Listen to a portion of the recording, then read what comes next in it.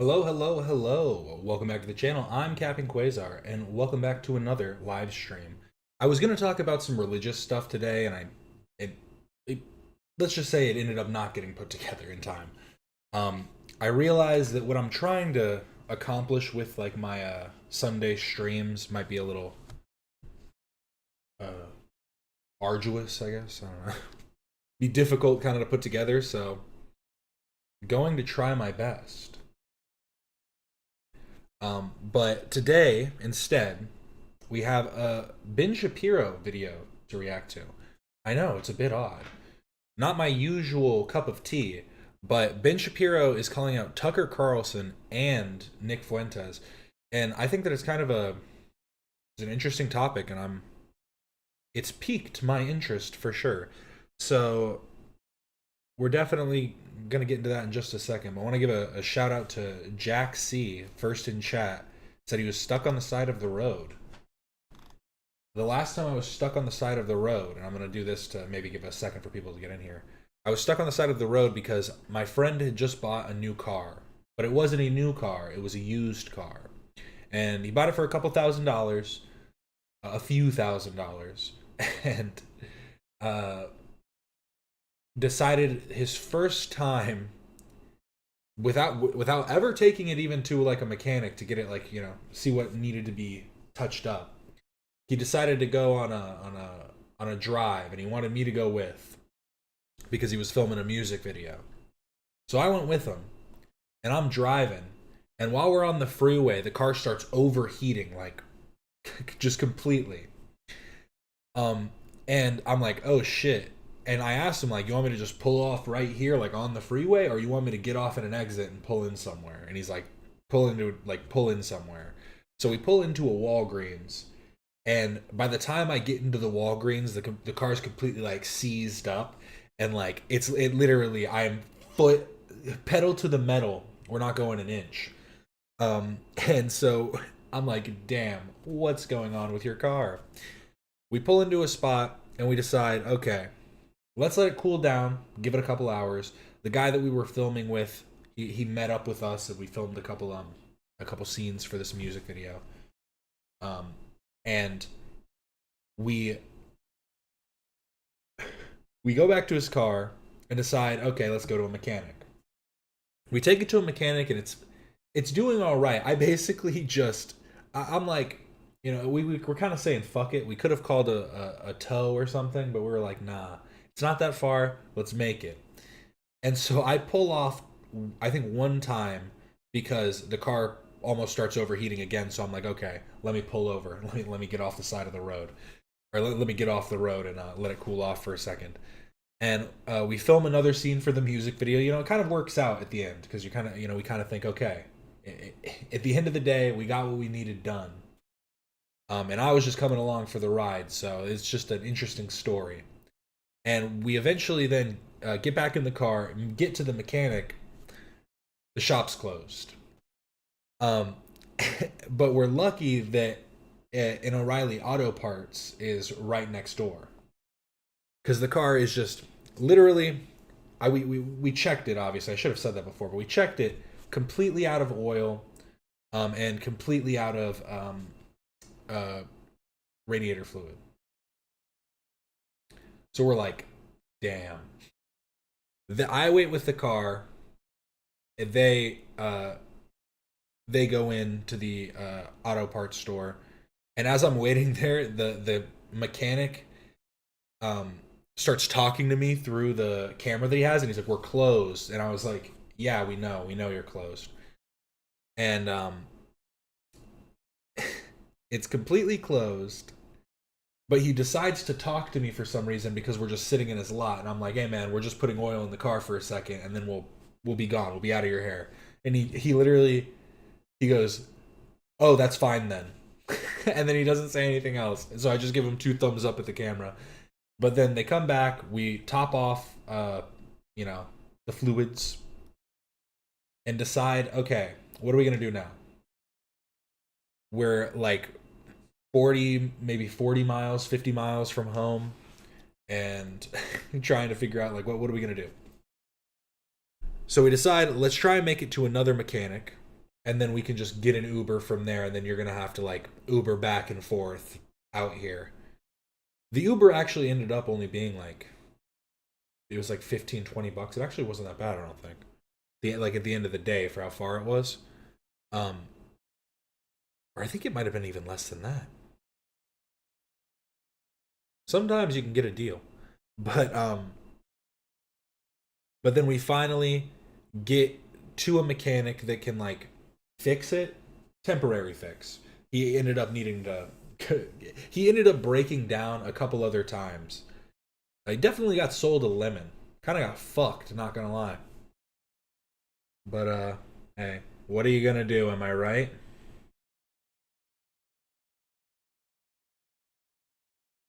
I have an eerily similar cubicle background. I use it as a bit for work. This is fucking me up. This is the Herman Miller design. I think that's right. Herman Miller. Herman Miller office cubicles. It's a classic. Everybody knows about the Herman Miller. I love me some cubicles. Am I right? Um, but yes. How's everybody doing today? Lemonade.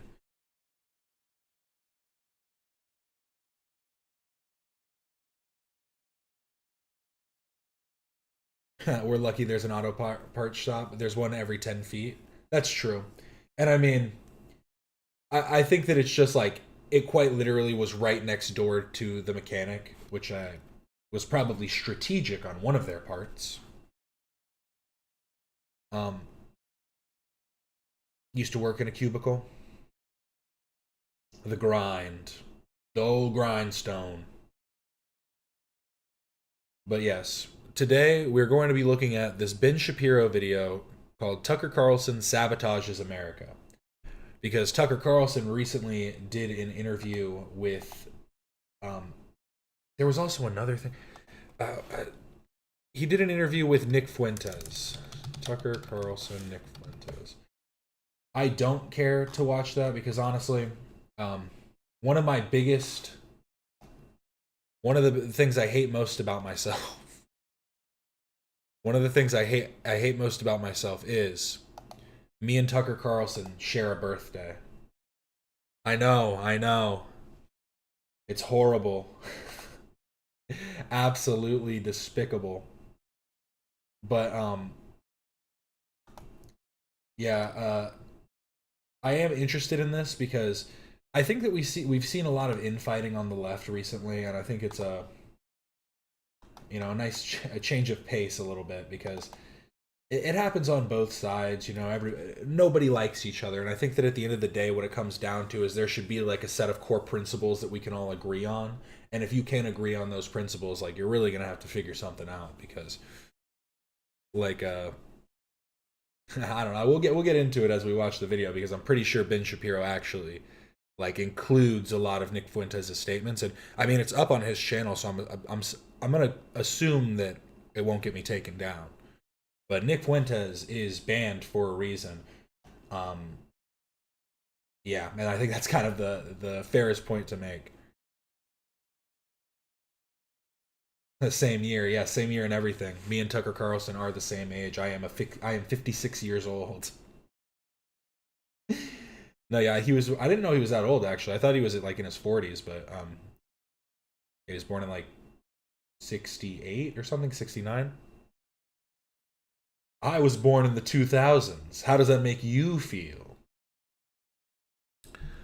But let's get into it, I guess. Thanks for coming in, all the regular schmegulas.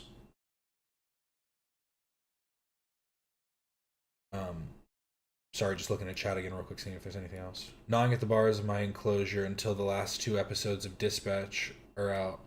I need it in my veins. What's Dispatch? Now I'm gonna go on a side tangent. Sorry.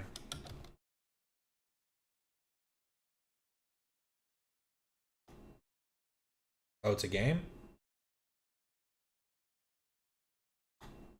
It says video game. The art style looks like a show. Is this it? Dispatch 2025.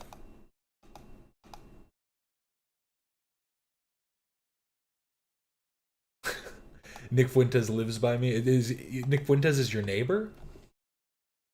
See, those are it was the seeing Tucker Carlson and Nick Fuentes having a conversation was like the all of the evil parts of me because it's Nick Fuentes is part Mexican and me and Tucker Carlson share a birthday. So it's like I think I think Nick Fuentes said only like it's like one of his parents is half Mexican or something. He's not even like he's only like a quarter. But hey, what's that about the one? The, what do they say? Like, what a racist? What a racist say again? um, it plays like a Telltale game. It's about working. It's about a guy working at a superhero dispatch service. Oh, okay. Crazy cast lineup. Oh, Charles White is in it. Penguin Zero, Moist Critical. That's a lot of cookies. That's a lot for cookies, guy. Um, I know the lady that went to his house and got kicked down the stairs. Wait, you actually know her? Like just tangentially, or like do you actually know her like personally? Because that's kind of interesting. I know Nick. Here's the thing. I don't think anybody should go to Nick Fuentes' house. I don't even think. Here's the thing. I think that it's fine to allow companies to ban people.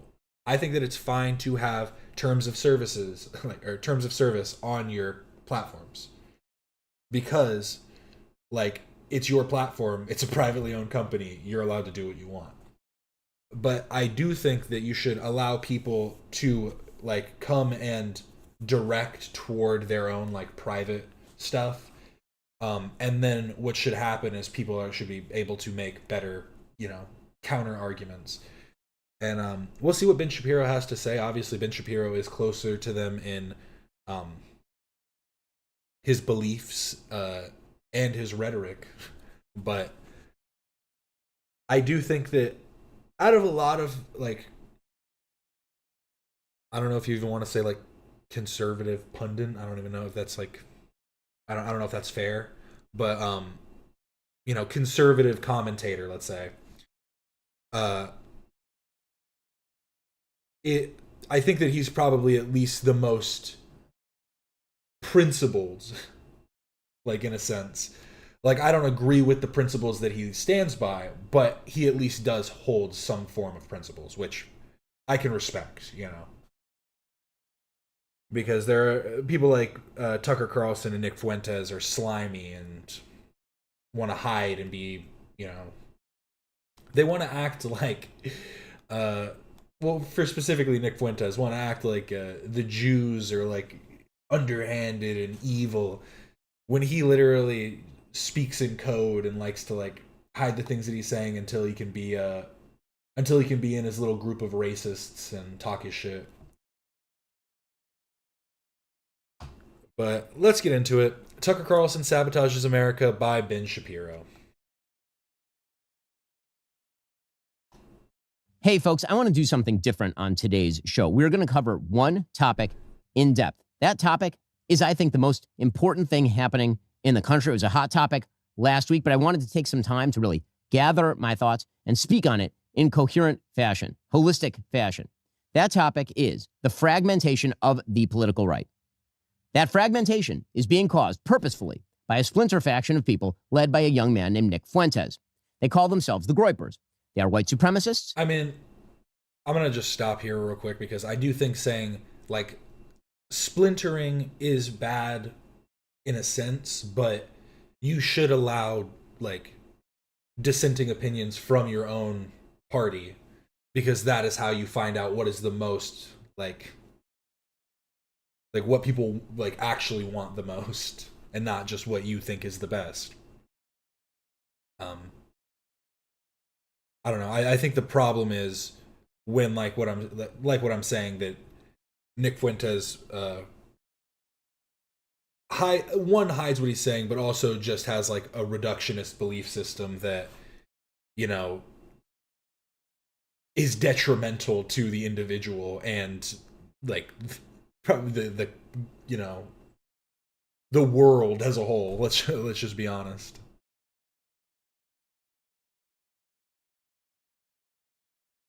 Um, Honest to God, only conspiracy theory I believe is that Nick Fuentes is a government plant to divide and incite violence. I hate that man. Um, I think he's a big mega troll banking on right wing grifting.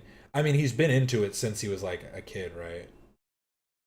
Like since he was like 19 or 18 or something, a kid, quote unquote. But yeah, he definitely seems to believe it, but like how much of it, like again, we're gonna talk about something we've talked about a lot recently: anchoring bias. So many people are just unwilling to hear an argument because they just want to be right. Um, we're like acquaintances, but yeah, she was really stupid for going there. She had broken ribs. A few months later, some guy went to Nick's house with a gun, and the police killed the guy. Didn't that guy also like kill a dog or something, or kill somebody else? But yeah, I remember that, and that's what I'm saying is like it isn't. I don't think that you need to like violence is never the answer. We can deal with this in the marketplace of ideas as long as we're all willing to be good faith. But yeah, it's weird. Tucker Carlson calling Nick Fuentes a gay kid in his mom's basement made me choke. It he realized I guess he realized that Nick Fuentes was more useful to him than he first thought. He's like, how do I get to the youth? There was something like that. They hate women, Jews, Hindus, many types of Christians, brown people of a wide variety of backgrounds, blacks, America's foreign policy, and America's Constitution. They admire Hitler and Stalin. And that splinter faction is now being facilitated and normalized within the mainstream Republican Party. I mean, literally in his conversation with Sam Hyde, Nick Fuentes straight up said, I believe that Trump, he started saying that he didn't like Trump anymore, but he believes that Trump is doing a good thing because he's allowing a Hitler level leader to like rise the ranks. Actually insane. And I think that's as plain and simple as you need to see it. And then there was fucking a couple guys off to the side like, yeah, bro, that's so funny. The fuck are you talking about? He's not making a joke. He's stating what he believes.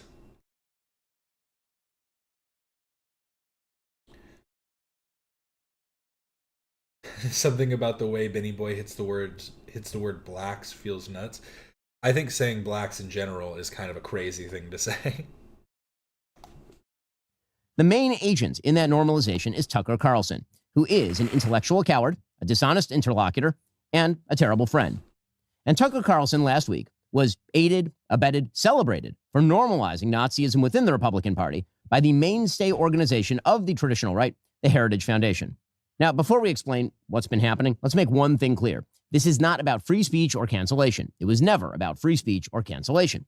Free speech has a definition: the right to speak free of governmental coercion. I believe in it. Get on with it, nerd.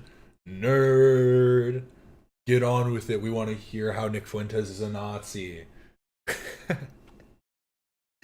No, but this is kind of the point I was making though before, is that we should be able to like speak with dissenting opinions and that not come across as trying to cancel people. If you think that, you're a coward, because that means that you don't believe in don't believe in your ideas enough, or you don't have the ground to argue from. So I don't know.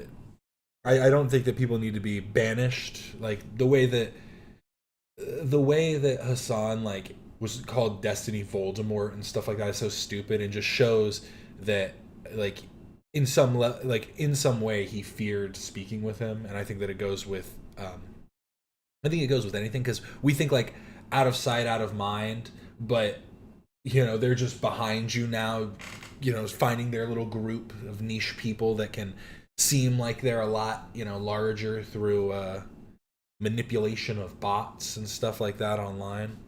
Because who knows if like media, because people think of this like comment, um, like reply bots and stuff like that, and botting your views, and that can be used to like increase your engagement or to spread misinformation, disinformation, and terrible thoughts. So yeah. So yeah.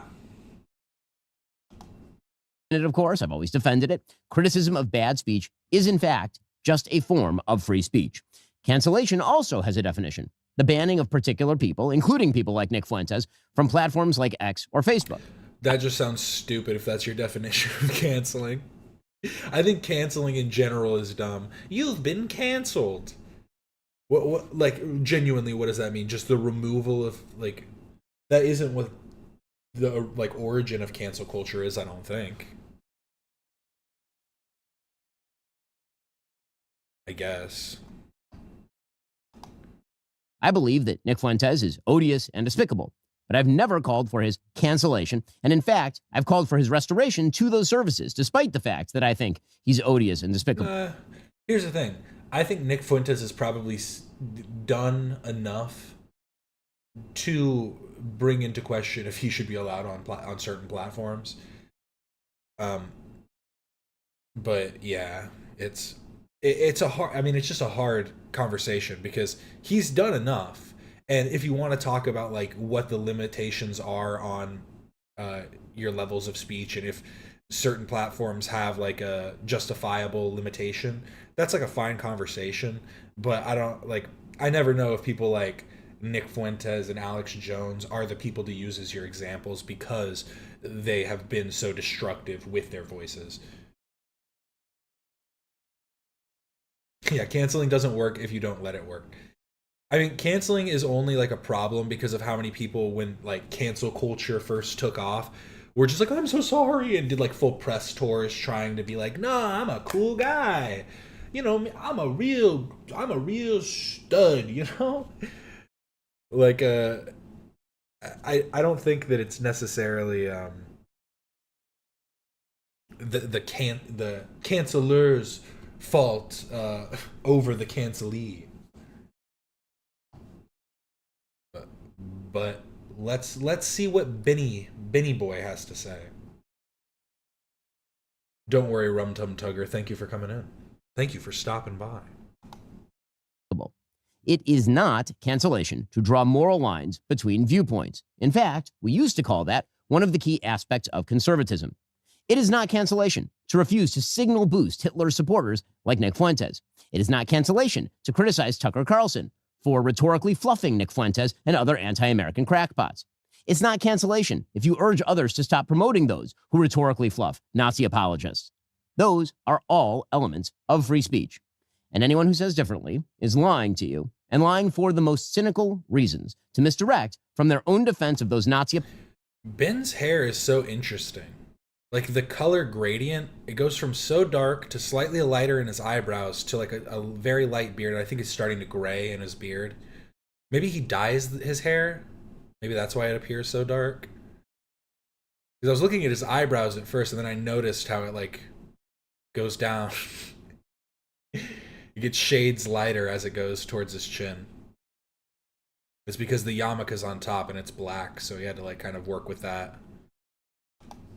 Apologists and their promoters. Sorry, let me go back.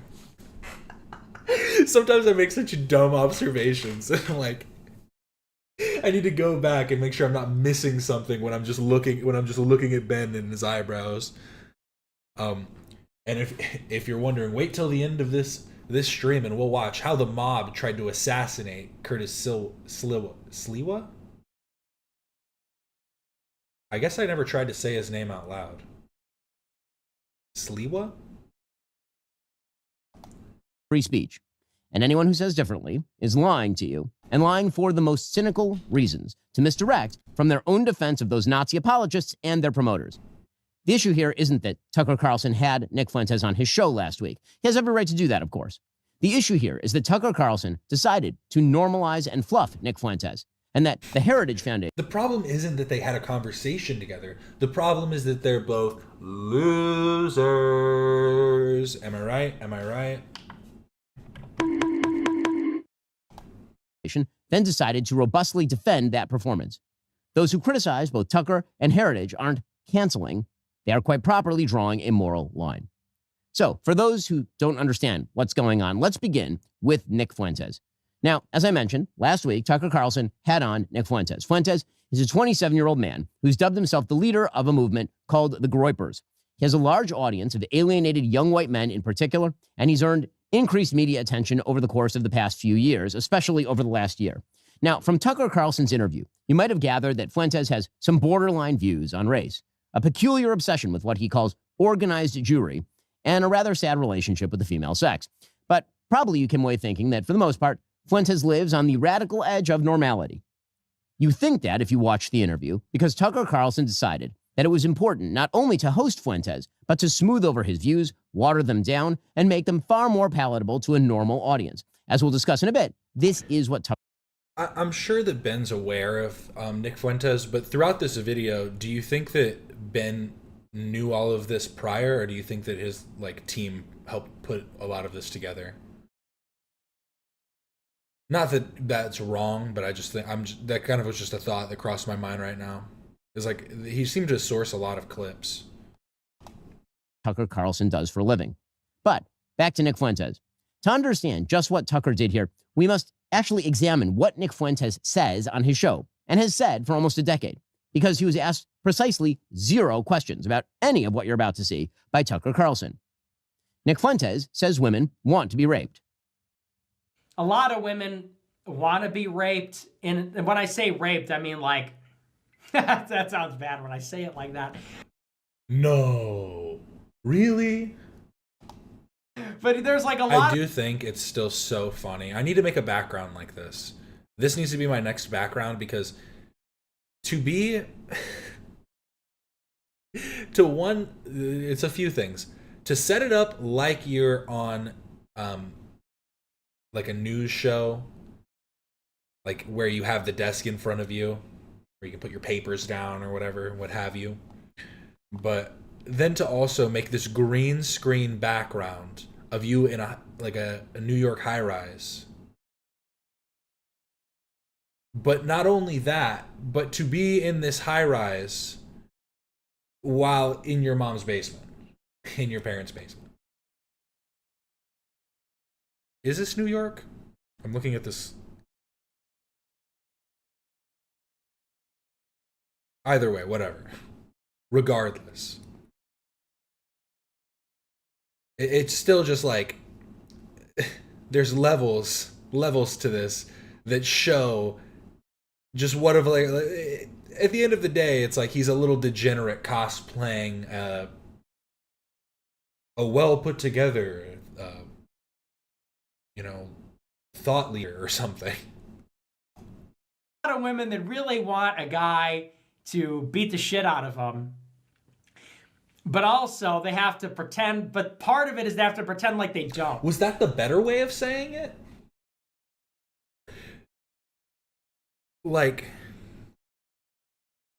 Here's the thing. I don't I do think to each their own. I don't, obviously CNC, consensual non-consent. There's levels to it, obviously. But to assume that means that women enjoy just full stop essay or I guess I'll just say just rape, because we've already heard it so many times from Nick speaking. But yeah. Was that his better way of explaining it? Because obviously some people enjoy different fantasies or things like that as well. But again, that does not mean that they enjoy actual sexual violence happening up to them. That's a crazy statement for anybody to make, especially when you look like you're 14. Like, look at what a freeze frame. He was trying to do a Nazi salute, but he couldn't raise his arm high enough. Another great freeze frame. Wow. But also, they have to pretend, but part of it is they have to pretend like they don't. Nick Fuentes says that his followers should kill, rape, and die in his name. Raise your right hand. All right, everybody raise your right hand. Raise your right hand. Repeat after me. I will kill, rape, and die for Nicholas J. Fuentes. Insane. What?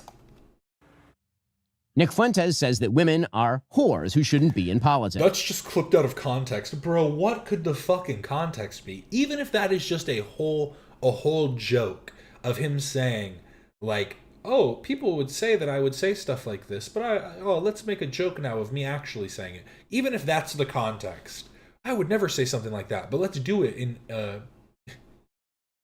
let's do it in, like, and to appear to do it in earnest, but really, it's all just a joke. I don't know. What could the context truly be? That would never be, like, come on, man. I haven't seen that one. I haven't seen that one before. I will continue my crusade against women in politics. Because it's always like this, and it's so ironic. Women are like, I don't like, when you say, you have to affect the face. When you say to repeal the 19th Amendment, that offends me. That hurts my feelings. It's like, have you ever stopped and considered? I don't think people are just saying, that hurts my feelings. I don't like the way that sounds. They're probably explaining to you that that's a destructive proposition that would, like, just undo, like, a ton, decades and decades and decades, over a century of American history. Like, come on. That maybe if you get offended, there's such a strong emotional reaction to political opinions you disagree with across the board. Maybe that's one of the reasons why you shouldn't be making political decisions. I'm not attacking women. I'm attacking whores. You have no problems, right? I'm attacking whores. I'm attacking sluts. Stupid, dirty bitches. Nick Fuentes says that Jim Crow was actually better for black people. It was better for them too, number one, but number two, who cares? Who cares? Enough with the Jim Crow stuff. Who cares? Oh, they had to drink out of a different water fountain. Big fucking deal. Oh no, they had to go to a different school. Their water fountain in that famous picture was worse. Who cares? Grow up, drink out of the fucking water fountain. It's water, it's the same. New Ethan's story, is this what you're talking about? And just when I thought my day couldn't get any worse. That is quite the story.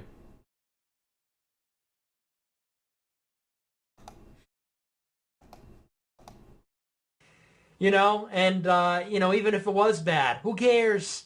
Who cares? It's better. It's better in general. We all agree it was better for them. It's better for us. Better in general. Nick Fuentes. No, I kind of like, I mean, even after having like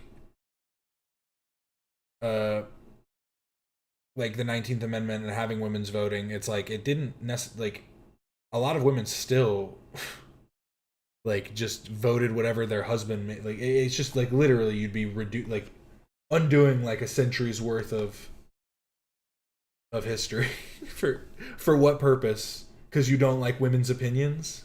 Because you think that it's too feelings based? How about you quit being a little pussy?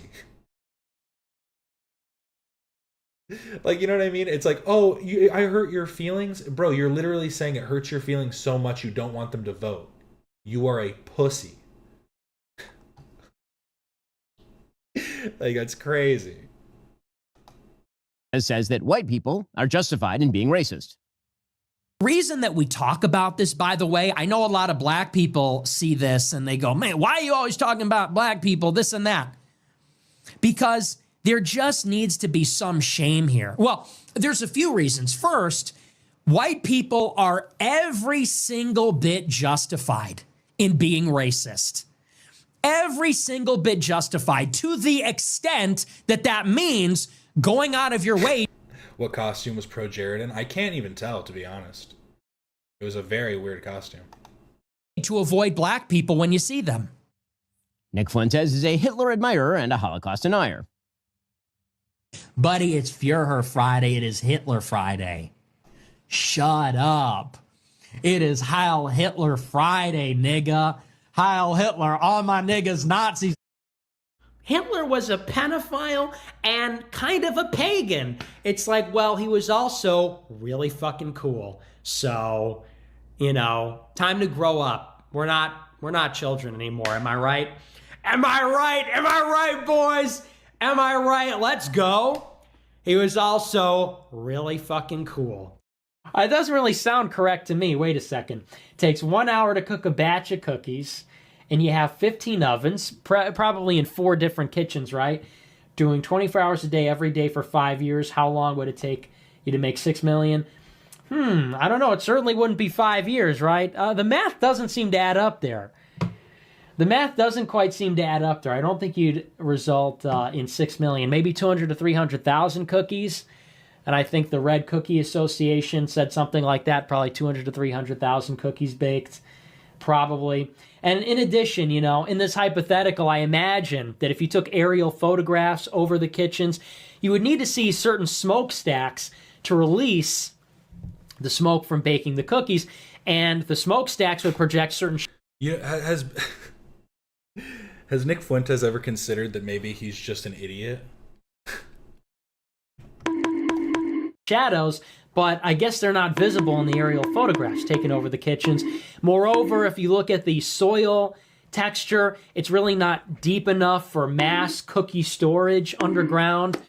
Nick Fuentes believes that the Jews start all the wars, that perfidious Jews in positions of power ought to be... Is this literally just going to be like a just clips over and over again? ...killed, and says the Jews are filth who have to be removed from the country. And once again, remember who is responsible for it all: the Jews. They are responsible for every war in the world. It's not even debatable at this point. This has nothing to do with oil. This has nothing to do with democracy. This has nothing to do with liberal internationalism. We are at war with Iran because they pose a threat to Israel's hegemony. That's why we're bombing their nukes, to pave the way for regime change so Israel can dominate the region, because that makes them the most powerful they can be.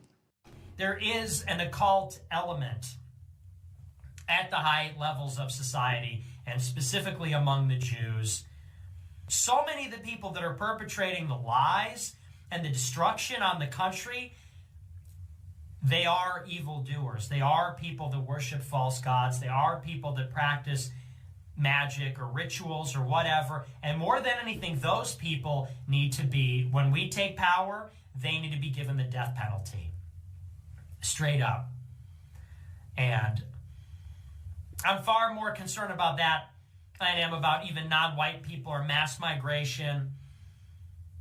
These people that are communing with demons and engaging in this sort of witchcraft and stuff, and these people that are suppressing the name Christ and suppressing Christianity, they must be absolutely annihilated when we take power. This is God's country. This is Jesus's country. This is not the domain of atheists or devil worshippers or perfidious Jews. This is Christ's country.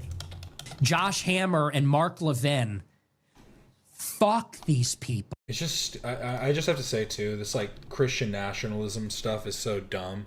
Like, America was founded as a secular nation. It just was. Like, it just was. That's quite literally why Mormonism sprung up, was because of the fact that it was founded to not really have a centralized like religion. So when people started going, well, what kind of religions do we want to have? Oh, it was able to kind of, you know, lock in a little bit easier.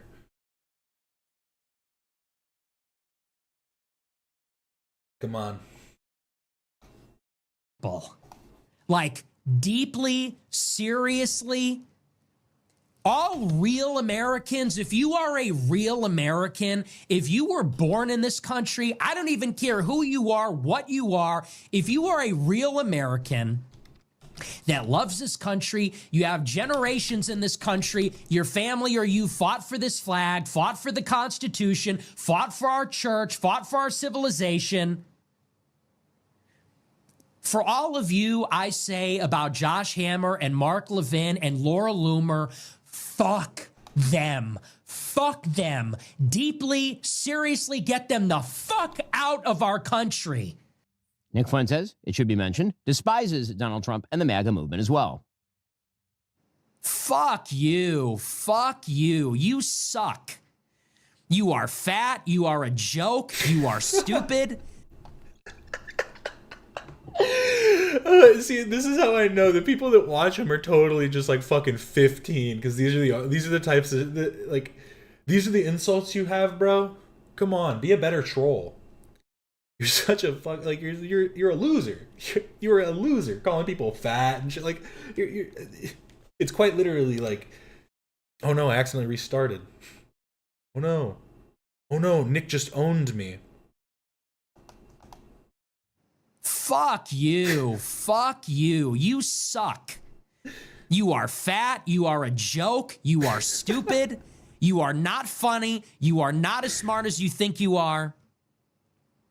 You are, and honestly, and if you watch my show, you know I've been very critical. I've never been this far.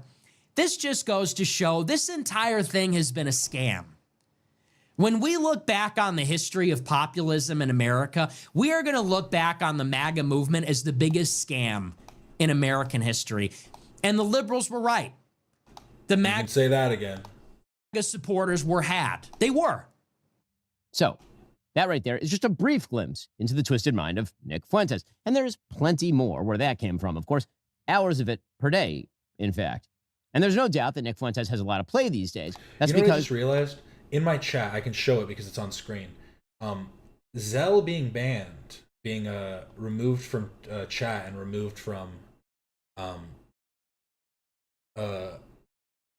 forget what it's called. What does it say? Like art, like what is it? I'm having a look now. Yeah, hide user on this channel.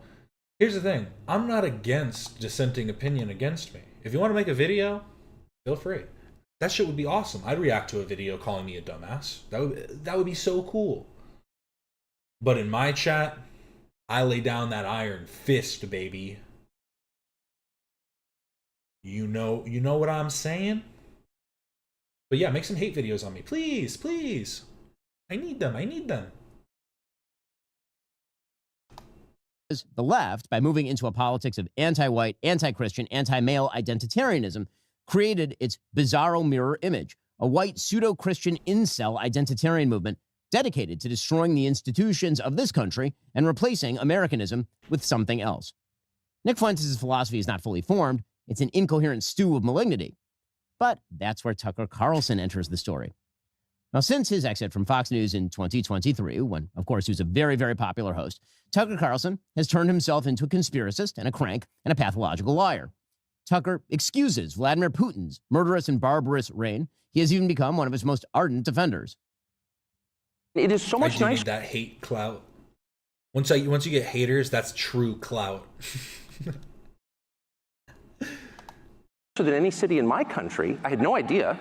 My father spent a lot of time there. Because he was a part of the CIA.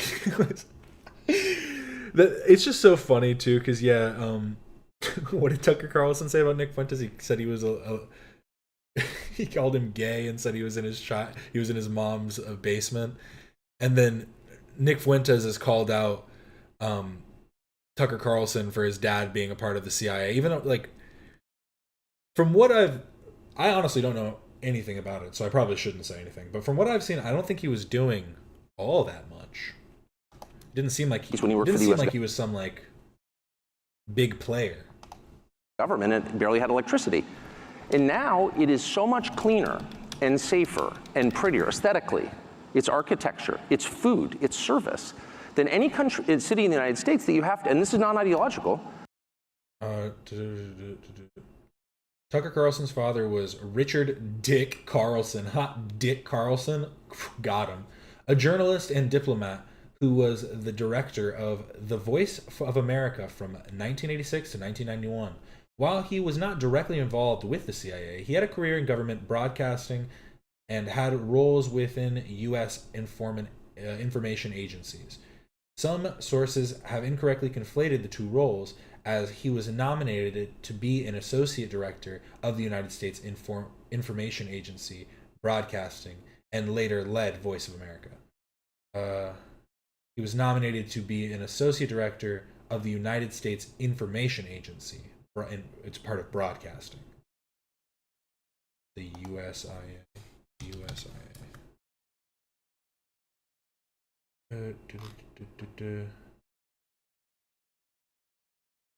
Well, I mean, it was a propaganda. I mean, that's something, right? He was in the USIA,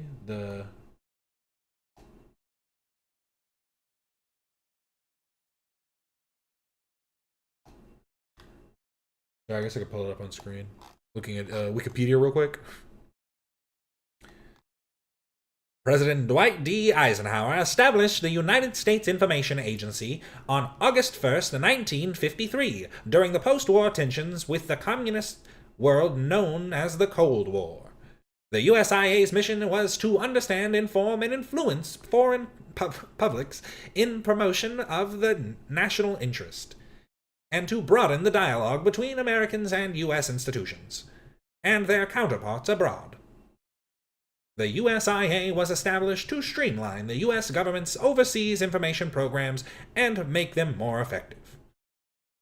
Interesting. He was also in the YMCA.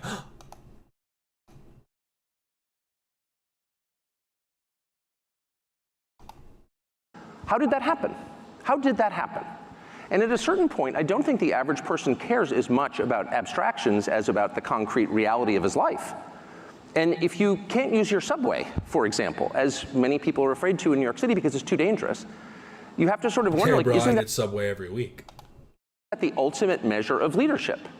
And that's true, by the way, it's radicalizing for an American to go to Moscow, I didn't know that, I've learned it this week, to Singapore, to Tokyo, to Dubai and Abu Dhabi. Because these cities, no matter how we're told they're run and on what principles they're run, are wonderful places to live. Tourist traps are great. Like, what the fuck are you talking about?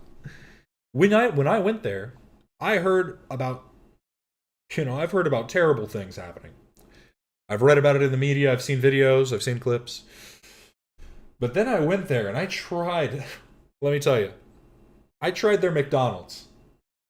Mwah. Next level.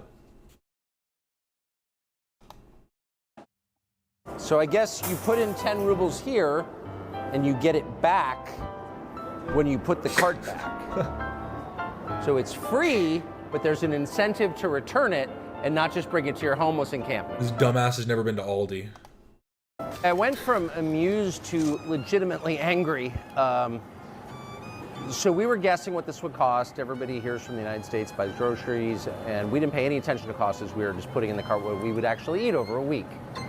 And we all came in around $400, about $400. It was $104 US here. And that's when you start to realize that ideology maybe doesn't matter as much as you thought, corruption. If you take people's standard of living and you tank it through filth and crime and inflation, and they literally can't buy the groceries they want, at that point, maybe it matters less what you say or whether you're a good person or a bad person. You're wrecking people's lives in their country, and that's what our leaders have done to us. When Tucker Carlson interviewed Vladimir Putin, by the way, Vladimir Putin was so amused by Tucker Carlson's easy questioning that he actually mocked him. Tucker Carlson has massaged the Iranian dictatorship and admitted to not asking any difficult questions of the president of that dictatorship. Yeah, that's a good point. Now show the median income, just showing it in comparison to like an American, like lifestyle, like just putting it being like look, if you just switched over these grocery stores, it'd be perfect. Yeah, it doesn't really show too much. I think there's also like, one sec. I think there's like not necessarily data that counters what he's claiming about like the actual like how much it costs, but I don't think it's that cheap for Russians, right? The interview is limited by a couple of factors. One, it was done by remote through a translator. That's always awkward. For another, I don't speak Persian, and there are all Maybe I'm kinds wrong. of Maybe I've been brainwashed. Maybe I've been brainwashed by a. I mean, I think this is funny too because, from what I'm seeing, the average typical monthly food budget is between 800 and 20,000 rubles, 130 to 330 per person. 130 per person. I mean, I probably spend like $300, $400 a month on groceries. We go cheap, bro. You get chicken, ground beef, pasta. You make your own sauce. You make your own. Like, come on, man. It ain't that hard. But what are you buying? But I'm seeing so some sources are saying 105. That is low. 105 a month per person. That is very very cheap. But again, it is in comparison to area average income in Russia.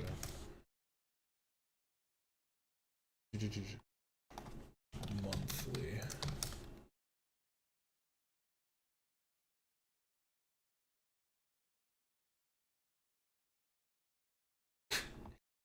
Well, yeah, okay. So comparatively, he said that it was $100 for it would be $100 for an American for groceries. They're making about 1,256 USD as of August 2025, which is 92,866 rubles, is what it said.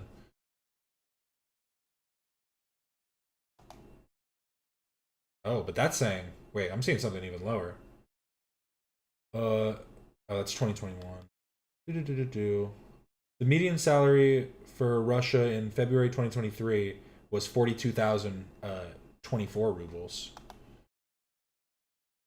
which is like half of the other approximate salary I just saw.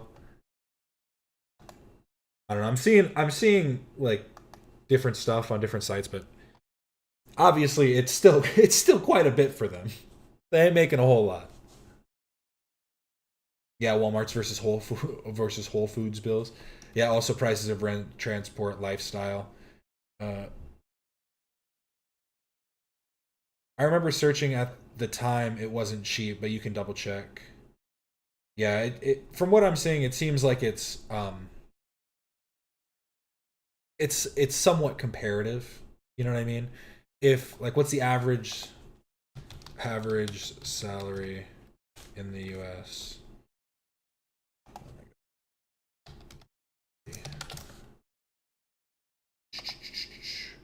So 6,000, and then how much are American?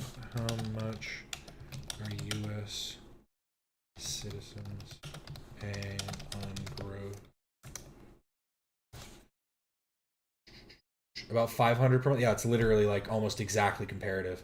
If it's $100 to $1,000, like for how much they're making, and then ours is $500 to $6,000 that you're making.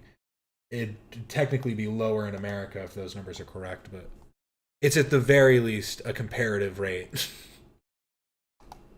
questions that I didn't ask the president of Iran. And again, it probably depends on like the area that you're in, because there are obviously much poorer parts and much richer parts. So I mean, that's true anywhere too. So fair enough. I digress.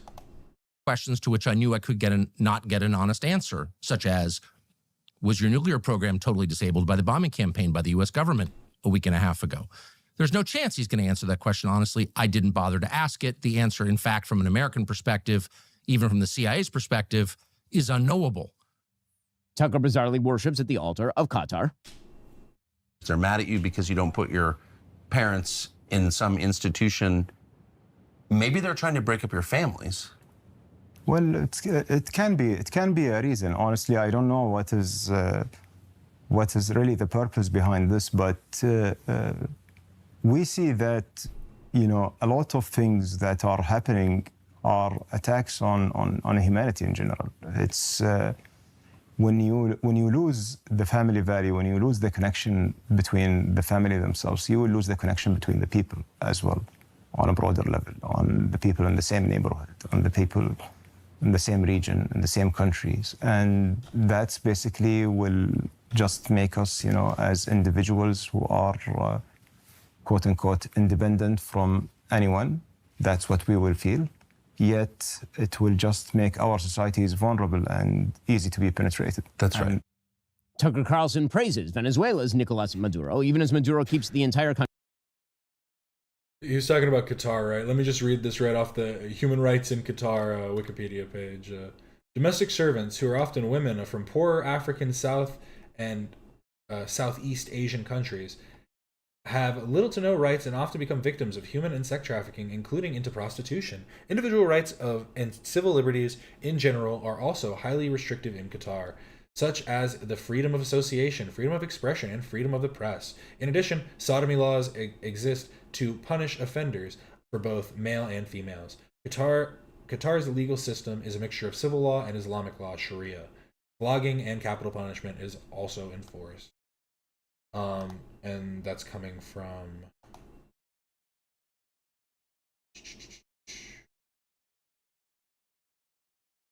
and the source they're pulling from is these penal codes, I'm assuming. Qatar legal portal. That was the source that it was pulling from. Crazy. But yeah, Qatar's great. Again, have you tried the Starbucks? Country in communist penury and ships fentanyl. Hey, Mooney, welcome in.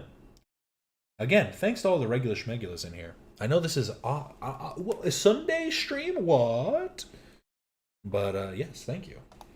Into the United States to kill Americans by the hundreds of thousands. Why are we so opposed to Nicolas Maduro? So if you ask someone on the street, random person, why are we against Nicolas Maduro? The answer you're going to get is, who's Nicolas Maduro? But if you find someone in South Florida, for example, who knows who Nicolas Maduro is, who can identify where Venezuela is on a map, that person will almost certainly say, well, because he's a communist or a socialist, he's exceedingly left-wing, and that is true. Nicolas Maduro and his government are very left-wing on economics, not on social policy, by the way, which is kind of interesting. In Venezuela, gay marriage is banned, abortion is banned, sex changes for transgenderism are banned. It's one of the very few countries in the entire hemisphere with those policies. It is on social policy, not defending the regime, just saying, one of the most conservative countries in North or South or Central America. Only El Salvador really comes close. Tucker Carlson glosses Hamas, the genocidal jihadi group behind October 7th, as a political organization. You can't claim that they're in Hamas while simultaneously claiming that Hamas is a group of jihadis. They're Islamic extremists, which they also claim constantly, which I don't know if that's true, by the way. It seems more like a political organization, but whatever it is, they're telling us constantly they're Al-Qaeda. Tucker Carlson has attacked President Trump as a cover. Let me just Constantly, group of jihadis. They're Islamic extremists, which they also claim constantly, which I don't know if that's true, by the way. It seems more like a political organization, but whatever it is. Again, it's a political organization that is enforced by Islamic extremism, like things like Sharia law and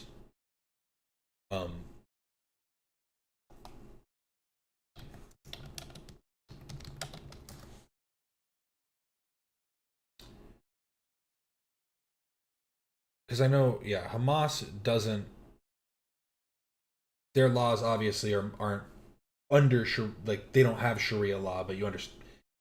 It's a because Sharia law is the overarching religious law that is then included as parts of different governmental policies in different regions.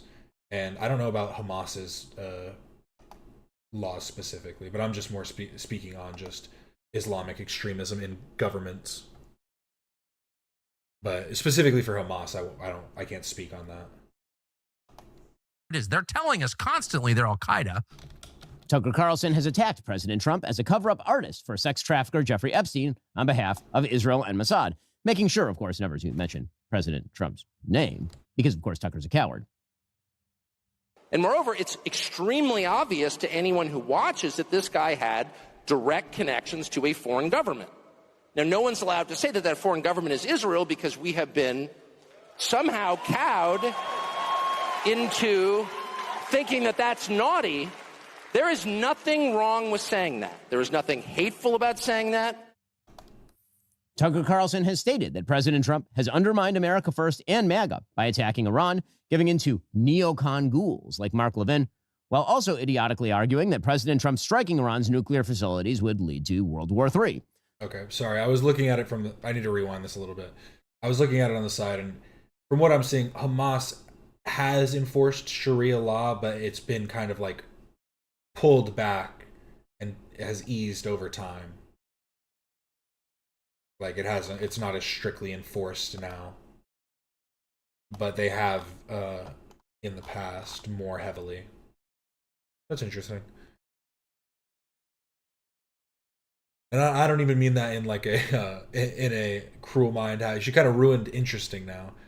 I don't mean that in a cruel world, happy mind type of way. I literally just mean that it is interesting in the ways that it's been, pulled back.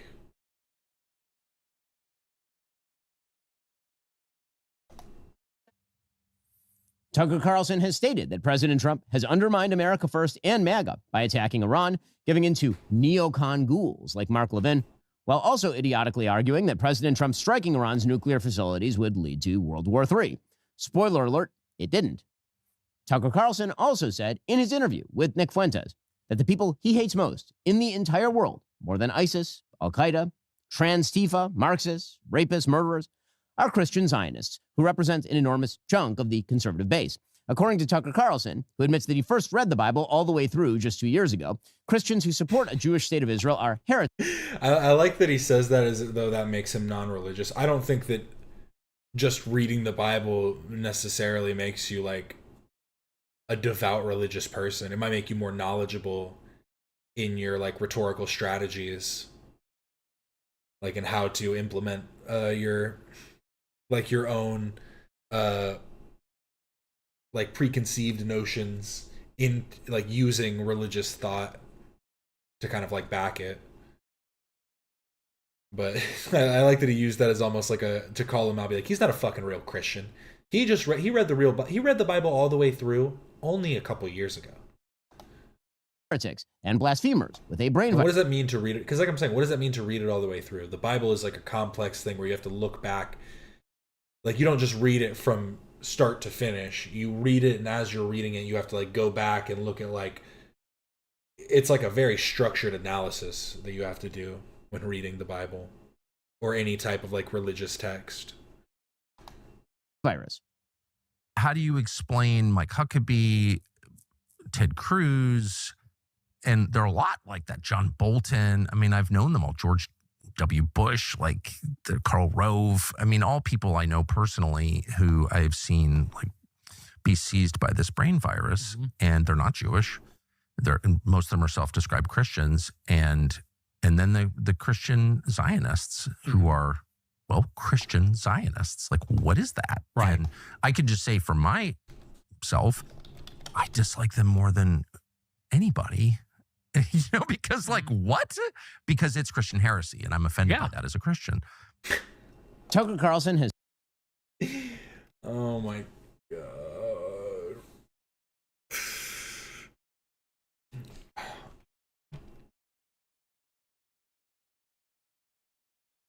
You know what? I'm gonna just say it. All the Abrahamic religions, gone with all of them. God may be true, God may be real, but none of y'all are getting it right. The way you're doing it, the way you're acting right now. Has said that he despises American Jews who care about October 7th.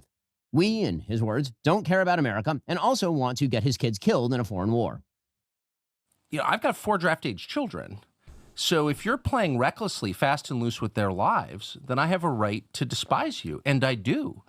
So if you're Nikki Haley, who's running for president, or Ben Shapiro, or half the people I see on television casually mentioning the possibility of nuclear war or sending Americans to fight in the Middle East, or in any way involving us in a war that has nothing to do with... Did this get, like, vandalized? Why is this spray painted like this? I thought it was just, like, a really bad spray paint job, but I'm so confused. It looks vandalized. What happened? prosperity and peace at home, nothing in other words to do with us, Americans, then I have a right to call you out and be really offended because it's my family. They live here. It's not a joke to me. There's nothing abstract about it. But most of all, Tucker Carlson acts as an ideological launderer for other people's evils. Tucker Carlson says many inflammatory things, always buying back just enough of it to appear as though he's not saying what he's clearly saying. He's a master of gaslighting. Tucker Carlson, for example, would never say out loud what Nick Fuentes does. He wouldn't say the things many of his guests say. And so instead, he acts as an ideological launderer. He takes other people's hideous ideas, he softens them, he treats them with love and care, and then he provides them with a massive signal boost. He isn't merely talking to people in good faith, of course. He's promoting certain people and ideas and attacking others. So, for example, he'll ask a series of wildly obsequious questions to Nick Fuentes. He'll even let Nick Fuentes' support for Joseph Stalin slide. It's actually funny. It was December 18th. I remember because that's an important date to me. I've just never heard the word obsequious before. Gotta add that one to my Rolodex. Obsequious, obedient or attentive to an excessive or servile degree. Wow. Really pulled that one out of nowhere. Of course, he's promoting certain people and ideas and attacking others. So, for example, he'll ask a series of wildly obsequious questions to Nick Fuentes. He'll even let Nick Fuentes' support for Joseph Stalin slide. It's actually funny. It was December 18th. I remember because that's an important date to me. And it's Joseph Stalin's birthday. Oh, I'm a fan. You a fan of? He's literally a fan of fucking. How can you be a fan of both Joseph Stalin and Hitler? It kind of doesn't make sense. Maybe he is just a government plant. He's sowing dissent in the most like belligerent way. You're a fan of Stalin's. Mm-hmm. I was an admirer, but we don't need to go into that. I guess. The only thing I can say about Stalin that's good, I can say a lot bad. The mustache was kind of cooking. He seemed to care. Monster of a man, though. Well, that's okay. Let's get back to it. We'll circle back to that. But he will grill Ted Cruz about the population of Iran. He just respects the genocide. That's basically it. He's just like, gulags were dope. Like, I just don't get it. Tucker Carlson will have on Vladimir Putin's evil, anti-American mouthpiece, Alexander Dugin, and then praise him. Alexander Dugin is a 62-year-old Russian academic philosopher. He spent his life in Moscow. He was an anti-Soviet dissident as a young man. And now he is famous the world over, in the English language press anyway, as, quote, Putin's brain. But he is not a political figure here in Russia. He is, once again, a philosopher. And his ideas are deeply offensive to some people. In August of 2022, his only daughter was murdered in Moscow when a car bomb killed her. U.S. intelligence says she was murdered by the Ukrainian government, and we take that at face value. But what's interesting is that, once again, Alexander Dugin is not a military leader. He's not a close daily advisor to Vladimir Putin. He is a writer who writes about big ideas. And for this, his books have been banned by the Biden administration in the United States. You cannot buy them on Amazon. Banning books in the United States because the ideas inside are too dangerous. He is often described, again in the English language press, as far right. We'll let you assess, but we wanted to talk to him about some of his ideas, these ideas that are so dangerous that his only daughter was murdered over them and his book's been banned in the United States. Tucker Carlson will have on a Hitler-friendly pseudo-historian to minimize the Holocaust. And again, I'll be the first to say that I don't think that, again, book banning I also think is kind of weird. Because everything should just be treated with, like, you don't need book banning. Maybe just have some kind of resource that can have, with the ability to look up, you could talk about, I don't even know. I don't even know what the resource would be, like talking about the efficacy of certain like types of books. But I don't know. You can, yeah, certain ideas are going to be niche anyways, and I feel like it's better to have people who can counteract them rather than just fearing that it will plague the minds of the, ill-informed. Blame Winston Churchill for World War II, and he will call him America's best and most honest historian. I thought Churchill was the chief villain of the Second World War. Now, he didn't kill the most people. He didn't commit the most atrocities. It's just such like a funny thing to say, like one after the other. I think Churchill was the most evil part of World War II. He didn't kill that many people. He didn't, not that many. He didn't kill as many people as others. He didn't. It's like you're just. I don't understand. It seems like a layup on yourself. But I believe, and I think when you really get into it and tell the story right and don't leave anything out, you see that he was primarily responsible for that war becoming what it did, becoming something other than an invasion of Poland. Germany. How?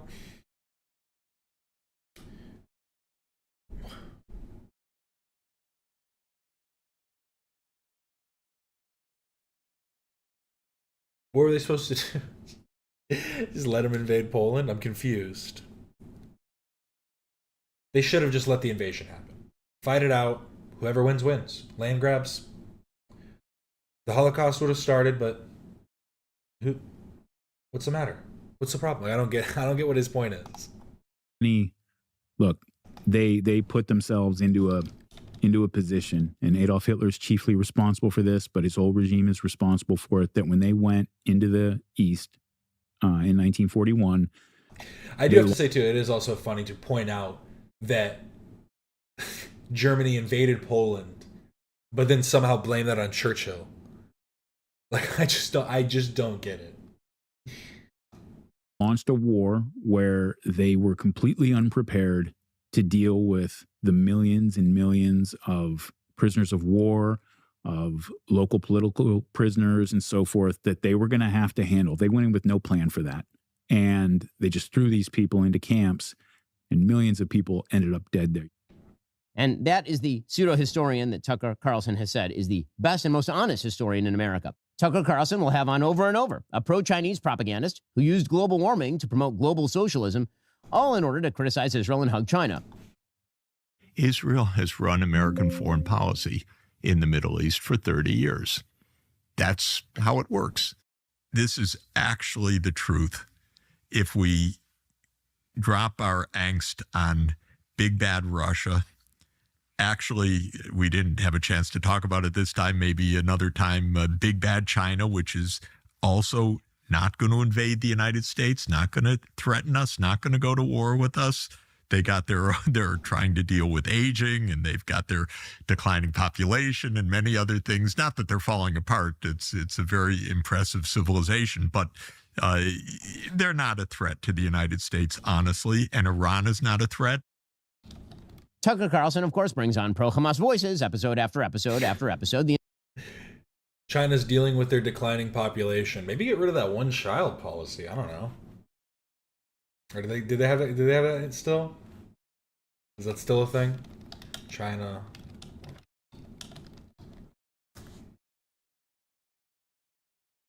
So they ended it? Oh, so now it's replaced with the two-child policy and then relaxed to a three-child policy. Okay. So they are trying to get their numbers up. That's how they're dealing with it. By just relaxing a bit. You can have 3 kids now. Yeah, it has been taken out. It was 2015. That is surprising. The instances are almost limitless. Tucker Carlson will host Andrew Tate, a pornographer and scam artist. But no one be fucking. Yeah, there's probably... there's probably a lot of reasons for that, right? Like, I don't understand what the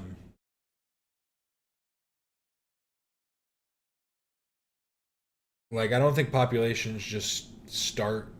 I mean, I guess I'll look into it more, but my assumption would be, my presumption would be that they, like, it's something governmental is probably weighing on the Chinese population that is causing a decrease in their population, either through like mass, not like government led deaths, but just like deaths in higher numbers through conditions, or um, like things like still having a number of child policy. Like, I get it, three is a decent number. You know, some people don't like having, they like having just 3 kids, but just having the policy in general just feels odd. Who mocks rape victims and preaches a cult of narcissism and cruelty. And of course, Tucker Carlson will glorify him and present him as a maligned truth teller rather than an emblem of moral rot. See, this is how Tucker Carlson's ideological laundering works. You bring your dirty, ugly ideologies to Tucker Carlson's rhetorical car wash. He mixes it with some of the vestigial respect Americans have for him from his Fox News days, and voila, hideous ideas suddenly become mainstream. And then, of course, Tucker denies he said anything controversial at all. He was just asking questions. He was just interviewing people. You don't want him to cancel people, do you? Of course, there is no First Amendment right to a Tucker Carlson sensual massage. But to listen to Tucker, you'd think there was, so long. Don't call it a sensual massage. I don't like that. I don't like that imagery that you're putting on it. If you want to know more about China, please go watch the China show. Okay, I'll check that out. Thank you for the recommendation. Like I said, like I've been saying, I'm trying to get more. I am a bit of a history buff, and you know, history is happening before our very eyes, so it is important to kind of know relevant geopolitical topics. Japan is even worse. No one has time or money to start a family. Remember, like in remember when everybody was just saying like it's the soy products, the fact that all the Asian countries are reducing in population is because of all the soy products that they use. I remember that. That was pretty funny. Good one, am I right? But from what I'm seeing is a combination of a rapidly aging population and a declining birth rate, which would kind of make sense to me, because if they had the one-child policy for so long, how many of those, like, that would cause a reduction in the younger population, and then those are the people that would be able to have children, so they have a decrease, like, they have a, like, you know, you understand what I'm saying, is that has already caused like a reduction in the population as all of these older generations are starting to die out. Die out sounds really mean. Are starting to pass on. It's the soy. As long as you despise America, oppose President Trump's foreign policy, and bear a peculiar dislike of Jews. Tucker Carlson, you see, is a coward. And here is where his relationship with Nick Fuentes begins, with Nick Fuentes correctly pointing out that Tucker Carlson is a coward. You see, Tucker Carlson, a few weeks back, had on Candace Owens to treat her to his usual ideological laundering services. That's after years of Candace Owens saying things like this. And it is the case that dinosaur bones, for whatever reason, are always just found by the paleontologists. Like, it's not like you and me.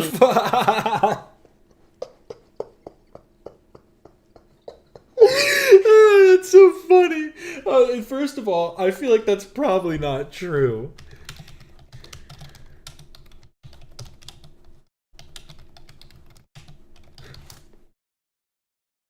Yes, many people have stumbled upon dinosaur bones, including fossil hunters, construction workers, and even individuals on a hike or walking their dog. These discoveries have been made all over the world, sometimes by accident in places like backyards, construction sites, or while hiking, leading to significant paleontological finds.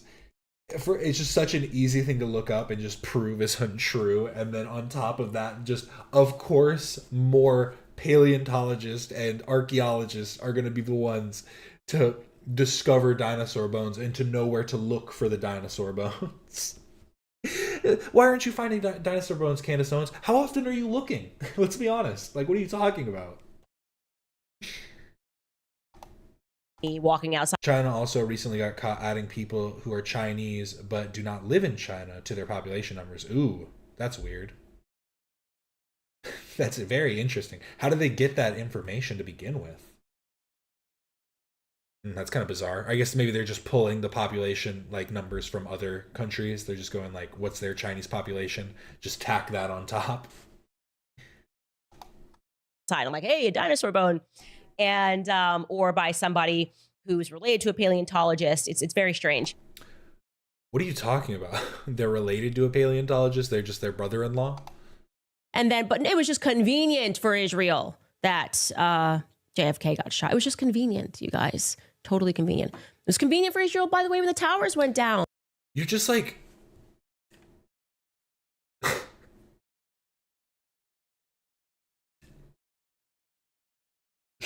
just so, like, stop. Do a little bit of homework.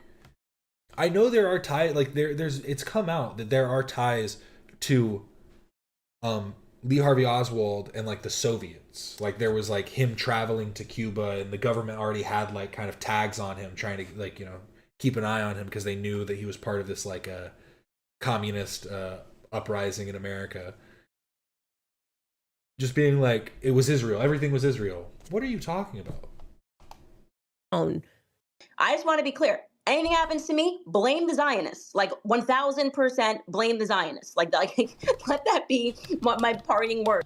I'm waking people up to the fact that pedophiles are in power. Yes. They are literally in power. And that is intentional because then they can be controlled while they are in power.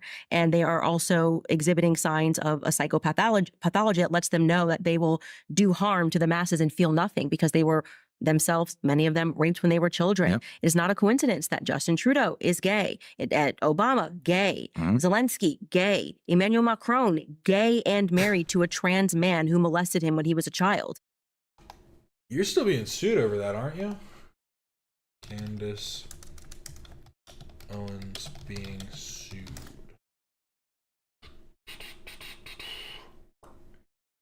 As of November 2025, Candace Owens is being sued for defamation by French President Emmanuel Macron and First Lady Brigitte Macron. The 2025 lawsuit alleges that Owens knowingly spread false and harmful claims. So it hasn't been like settled or dropped or anything. Like, she's about to get a... I mean, what's Candace gonna... She... Like, I just don't get it. This is so... I forgot how crazy Candace Owens is. I mean, she is just actually, like, off the rails. And yes, like, there were a lot of people that were gunning for JFK. JFK was hindering Israel in terms of their nuclear project or, you know, whatever. But that doesn't mean that it was Israel, because there's quite literally, like, I mean, there's, like I'm saying, is there's obviously evidence for different people that might have benefited from JFK's assassination, but the actual, like, perpetrator seems like, I hate to be that guy, but it does appear as though the story that we've been told about JFK's assassination is probably true. After all the documentaries and stuff that I've looked at, all of the different things, it's never more than just speculation.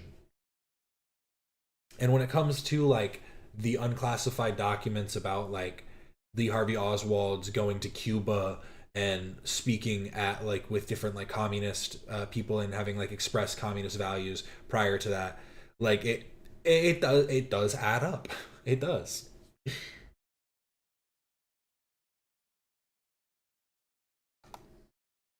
Well, Candace Owens had recently hosted Nick Fuentes, and this led Tucker Carlson, in an attempt to dissociate from Fuentes, to label him a weird little gay kid operating from a basement, and a Fed as well.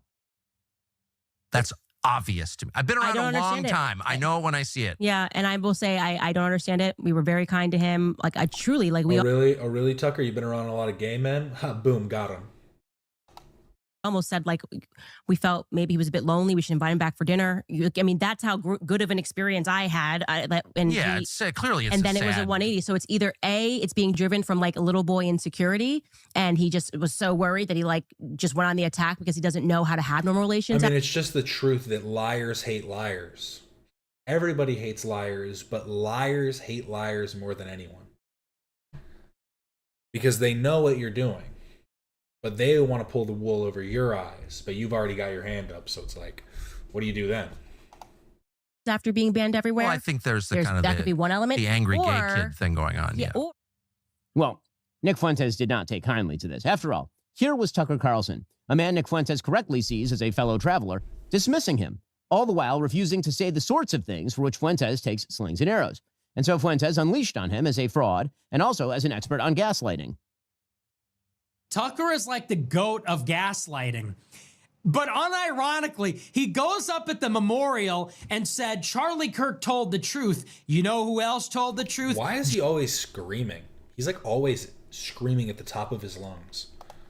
Jesus. And you know what happened? Like his mom must be like hard of hearing, because she would like, I'm surprised she doesn't come downstairs and go, Nick, be quiet. I know he has his own place now, but just the idea of it's pretty funny still.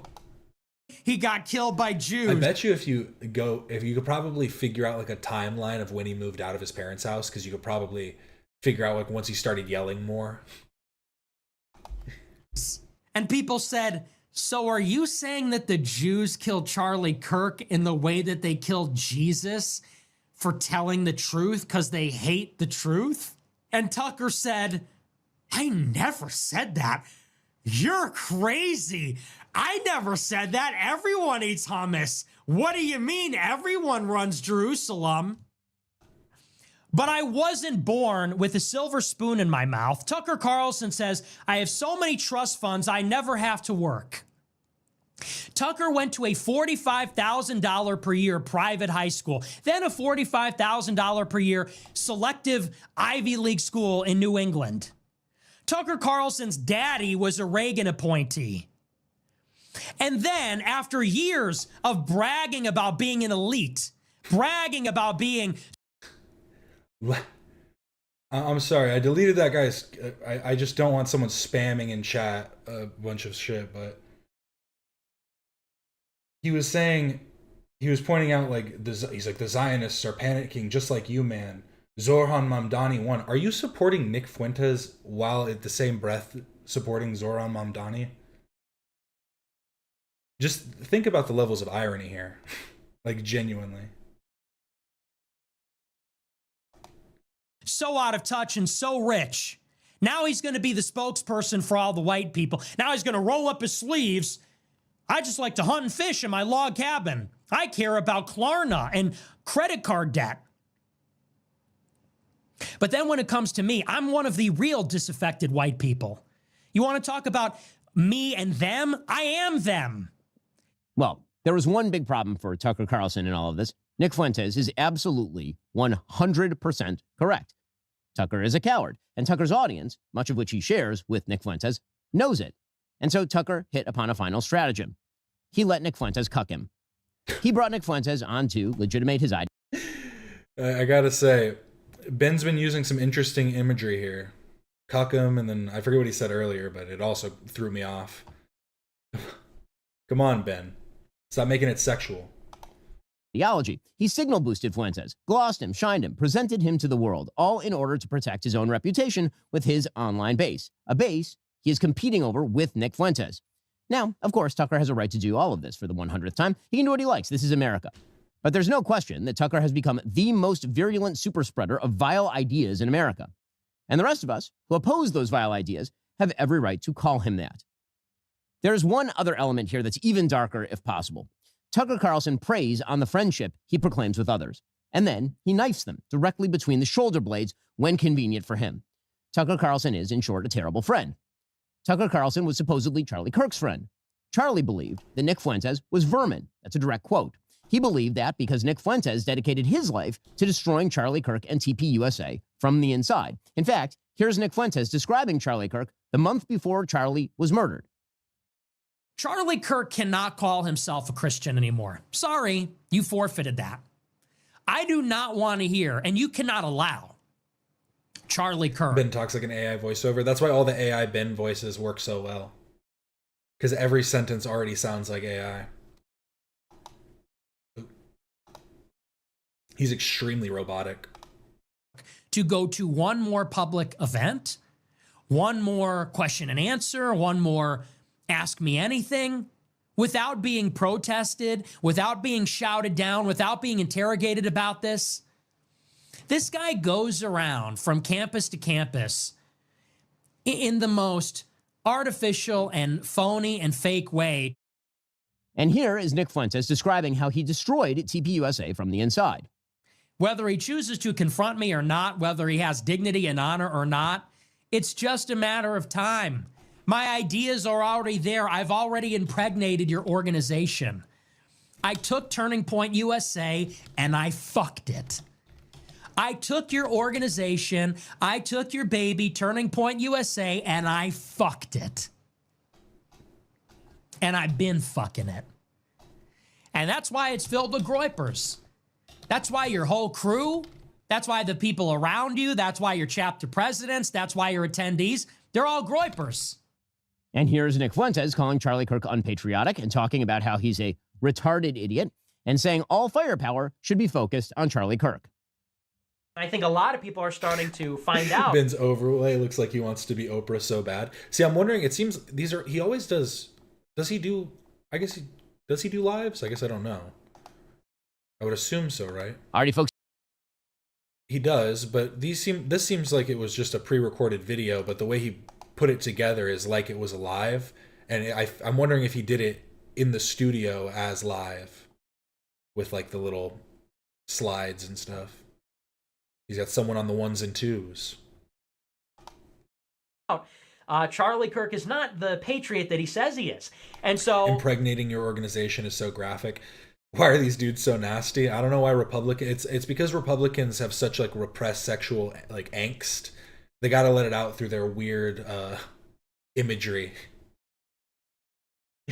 It's the best way to do it, I guess. I look at what happened last night and I think to myself, this is totally a doable operation. You know, Charlie Kirk in the grand scheme of things is just some retarded idiot. The dog is terrified. I had to go upstairs and reassure him because I'm screaming at my screen, calling Charlie Kirk a bitch and everything. The contrast could not be more clear. Charlie Kirk is a totally unexceptional human being. A moral struggle that's happening on the higher dimension, right? Which is Christ versus the devil. Who does Charlie Kirk serve? You know, is he really a Christian? Is he really Christ-like when he supports? Uncarved pumpkin is so Republican. I don't know how to explain it. It's because it's just that it's that autumn feel. We don't want any of that spooky shit. That's anti-Christian. Halloween is the devil's holiday. Supports foreign wars and Israel and all this. Look at the people he's taking money from. You know, so the guy's a fake Christian. The guy's not a patriot. He hates our country. He's un-American. Let's focus all our firepower on Charlie Kirk. Why are we doing this? It's because Charlie Kirk is a fake patriot, a fake Christian, and he hates his people. He's anti-white. This is our angle. Nick Fuentes despised Charlie Kirk. And for good reason, because Charlie Kirk actually opposed Nick's evil program. Here's what Charlie Kirk had to say about Nick Fuentes' agenda. But if you go back to the original founding fathers, they intended this to be a European nation for white men of good stock and character. So, can you show me, let me answer the question. Can you show me where in the United States Constitution it says that? It wasn't in the Constitution. It wasn't in the Constitution because they didn't believe it. The founding... What does the phrase e pluribus unum mean? What does the phrase e pluribus unum mean? Why is that relevant? Because it was on every founding document and presidential seal from our founding, which means out of many, one. You, sir, and your ideology is not conservative. It is right-wing, identitarian. It has no place in the conservative movement, my friend. Get out of line. Get out of line. Charlie Kirk was always looking for these moments when he could have these big wins on stage. Like, he really did love the change my mind type segments, but he preferred this. That's why he yelled at Cenk that time. But also, this is a weird to bring up the for many one. Because it was on founding document. You seal from our founding, which means out of many one. Out of many one. Sorry, I got it wrong.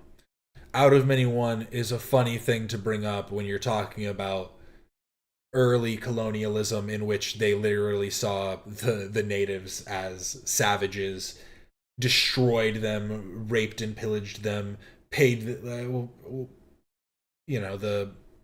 different colonialization paid them to scalp each other and stuff too, but and then also the people that owned slaves. So it's kind of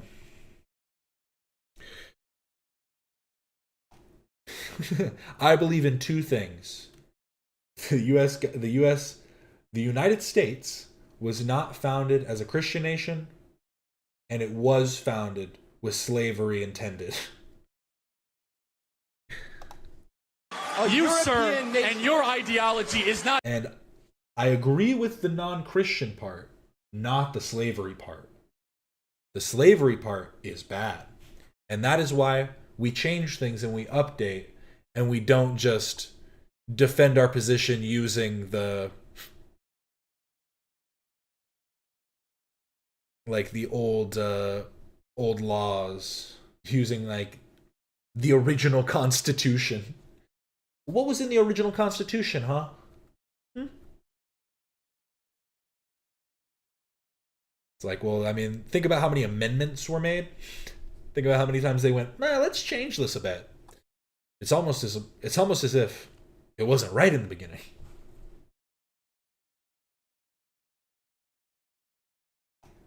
Not conservative.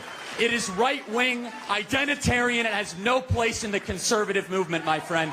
Get out of line. Get out of line. I don't platform trolls, and I don't platform and I don't discuss people or I don't debate with people that are not good faith actors. And you debate Maoists and people who champion. They can keep on yelling at how successful we are and our big events and well over 1,000 employees, but there's a lot of jealousy out there. We build, they complain. We succeed, we win. They blame the Jews. After Charlie's death, TPUSA made Tucker Carlson one of its chief faces. Tucker, of course, spoke at Charlie's memorial, where he implied that hummus-eating nefarious Jews killed Charlie, with no mention of the ideology of the actual alleged murderer, who was, of course, a trans activist gay furry. Tucker Carlson, in fact, has spent more time talking about Jews and Israel since Charlie's death.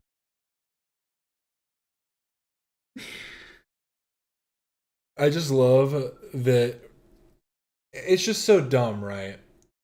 Ben really went, stop pointing fingers, let me point my finger instead. Like, come on, man. Then about the trans-Tifa ideology. He's pointing his fingers at Jews when really it was the gay trans furries. Come on, Tucker. Be honest.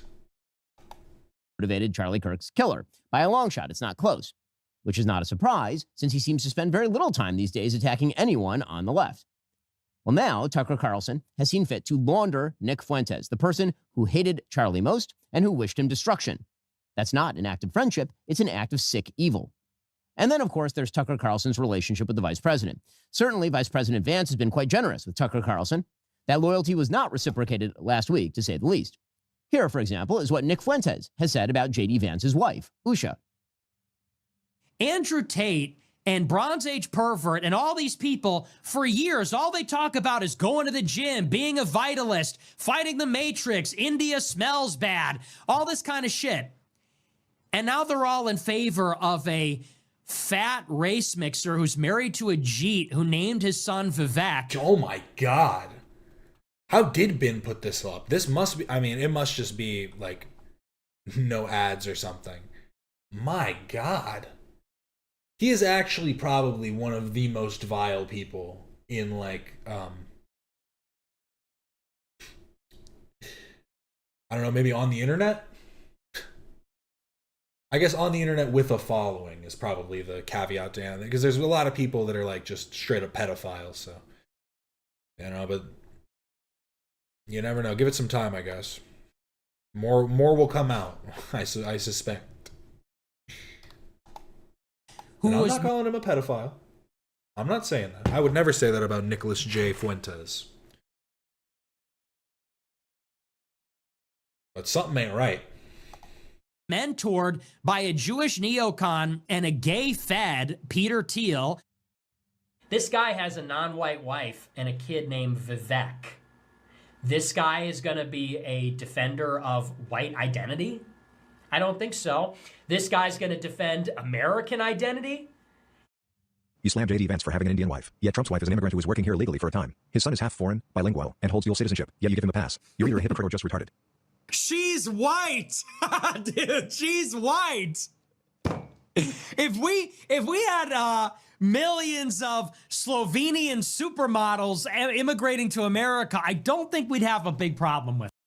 That's because you're stupid. It's proof. In the same way that when Drew Pavlov was debating Lonerbox, and he kept bringing up, like, I think he said Poland. He said, like, if there were basically European immigrants that came to England, to the UK, it wouldn't be as bad as coming from third world countries or these other places because it's not as reductive in culture. But if they are coming from anywhere in mass, they are more than likely going to bring their culture as well. And the thing you're saying is you don't care purely because of the color of their skin. It is more in line with what you like, what appeals to you, and thus is better, regardless of if it is actually going to become like a reduction of the culture or something, a reduction to the culture. With that, Tucker Carlson had on Nick Fuentes and did not There's ask. actually Nazi podcasts on YouTube, and they don't talk as vile as Nick does. It's wild. I mean, legitimately, it's quite insane. Him a single question about any of this. He just brought him on to launder his ugly ideas and make him more popular. That doesn't seem quite like the act of a friend. Which, finally, brings us to the Heritage Foundation. Now, I have a long and admiring relationship with the Heritage Foundation. One of the very first outlets to pick up my syndicated column when I was 17 years old, 24 years ago, was townhall.com, then a property of the Heritage Foundation. I know most of the leadership very well, and I have for decades. I know Kevin Roberts, and I like him, and I'm grateful for his contributions to the conservative movement. If you're a regular watcher of this show, you can check the interview I did with Kevin on the release of his book just last December. Which is why what Kevin Roberts did last week is tragic and awful. He put out a statement that Heritage Foundation didn't just stand by Tucker Carlson. Kevin instead said openly and repeatedly that Tucker Carlson can do nothing, ever, that will sever his relationship with the conservative movement. He said that after and in defense of Tucker's glossing of Hitler defender Nick Fuentes. And he added that only members of the globalist class, direct quote, a venomous coalition, direct quote, subject to the dictates of someone else's agenda, direct quote, oppose Heritage's ongoing relationship with Tucker Carlson, which means that according to Kevin Roberts, apparently, anyone opposing the ongoing mainstreaming of Tucker Carlson is acting on behalf of a foreign power. Kevin's statement is a betrayal of the Heritage Foundation's history and principles, which is presumably why both Tucker Carlson and Nick Fuentes loved it. And that's a tragedy, because America needs a robust conservative organization based on principle and ideas, not personal loyalty to bad actors like Tucker Carlson. We need strong leaders in the conservative movement willing to speak out against the moral rot that threatens our future. I hope Kevin Roberts and Heritage show us that they can still be those leaders. But if not, we'll have to look elsewhere. So, why is all of this happening? Because, like the Democratic Party, the Republican Party is being eaten by its radicals. Many in the political class are too cowardly to stand up. Apparently, they're willing to play footsie with groypers and hug Tucker Carlson out of fear of somehow losing support. They've been bamboozled by the lies of the X algorithm and the TikTok metrics. Don't use bamboozled after all those sexual innuendos you used earlier. The left followed its radicals to electoral hell. Apparently, many on the right wish to do the same.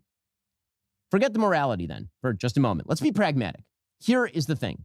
Americans hate Nick Fuentes' philosophy. They think it's trash. Republicans, by the polling, think it's trash. Independents think it's trash. Democrats think it's trash.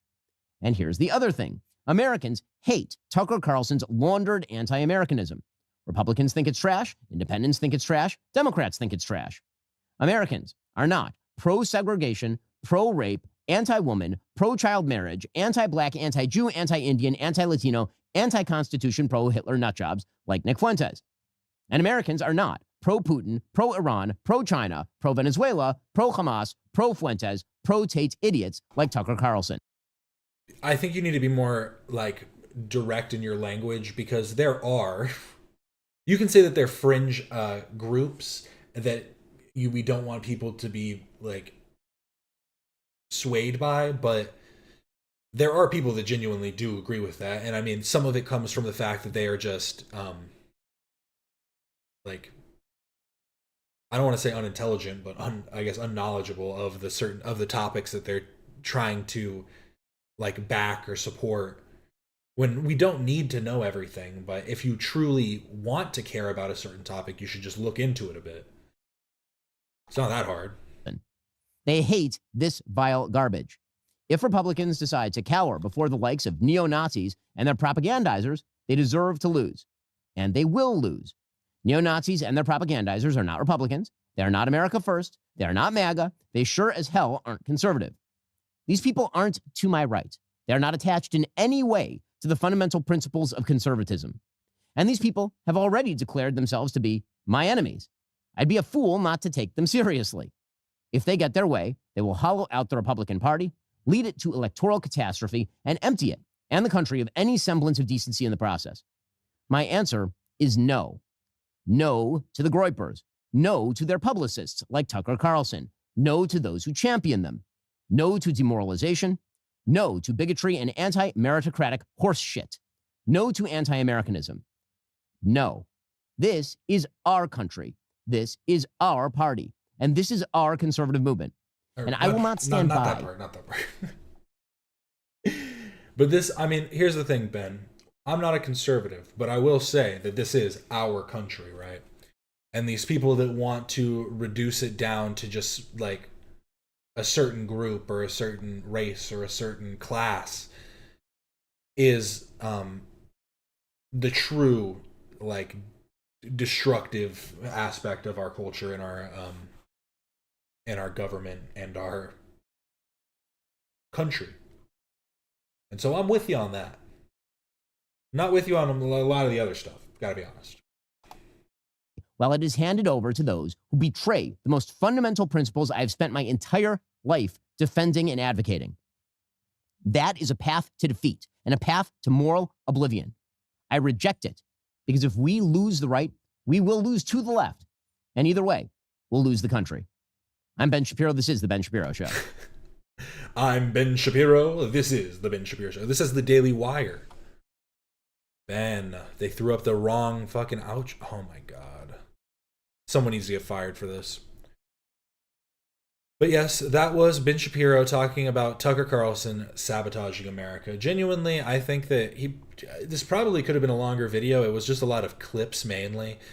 A lot of fucking Nick Fuentes saying slurs, which was pretty crazy. I do think that Nick Fuentes is probably one of the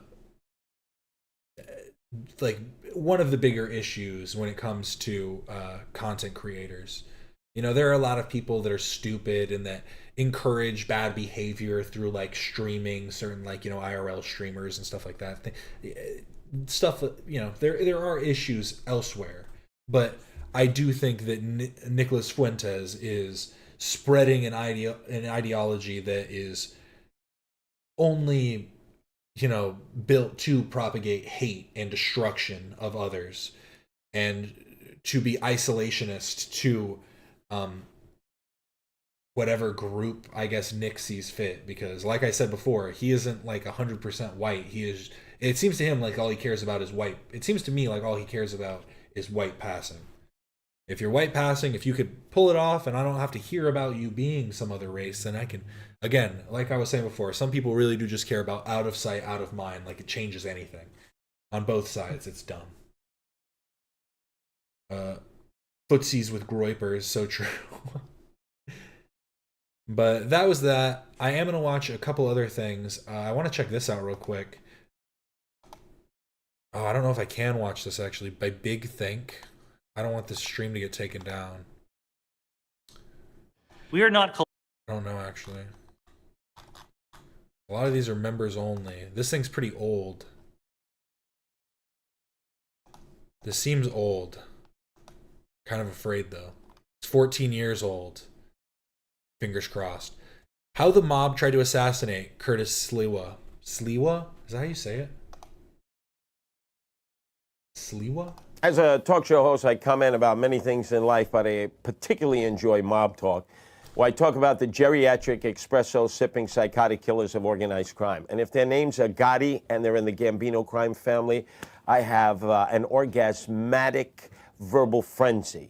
Because I know them. I know they're degenerates right down to the marrow of their bone. And when John Gotti Sr. was on trial for the last time, the fourth time, when they stripped him of his Teflon, and he ended up doing triple life without parole at Marion in Illinois, I would critique the trial each and every morning after the day before his testimony.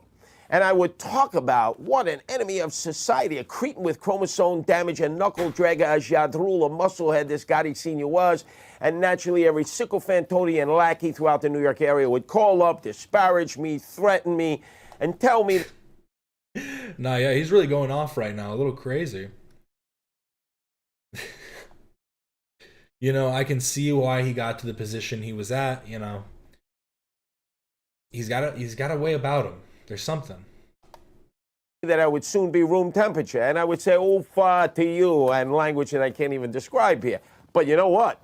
They actually carried out their threats. And so in April, they decided to tool me up. They took out some baseball bats and laid in wait for me to come out of my apartment on the Lower East Side to make my way to WABC at Madison Square Garden.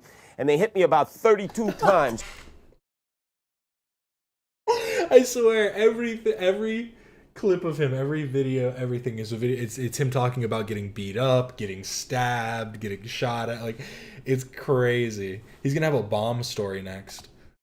And rearrange my medulla and cerebellum so that all the furniture was upstairs and rearranged in the wrong rooms, and assumed that I would learn the code of Omerta, I would shut my mouth. Well, the moment I got out of the ER at Beth Israel, I just ratcheted it up. Instead of a half hour a day, Tune me up. He said they tuned me up. A tune-up is just an ass beating. It's like it's like a car tune-up. To tune up a car means to fix it up. So they're going to beat your ass to fix your behavior. Mob talk, it was an hour a day, and now I talked about unsolved crimes involving Gotti Sr. and Gotti Jr. And that obviously caused him to pop the top, because I didn't realize he was given an AM radio in federal prison so he could listen to me every morning before he would go to trial. And he ordered his son, the underboss of the Gambino crime family, to whack me. He says, you get little Nick Carrazzo, who grew up with him in Canarsie. He knows every move. We know Slee was going to resist. And this is the plot. They stole a yellow cab late at night, sawed the handles off on the inside, and turned it into a rolling coffin, and assumed that on one of those mornings I would pick their cab, which had their wheelman, a Gambino guy named Angelo Dundee Bundini Brown or something along those lines, and the shooter, Michael Iannati. And they would go round and round the block. And Joey D'Angelo looked like a cab driver, and Michael Iannati was a killer extraordinaire because he was an executioner. And on the sixth day that they went round and round, bingo, lotto day for them. Bingo! They saw me.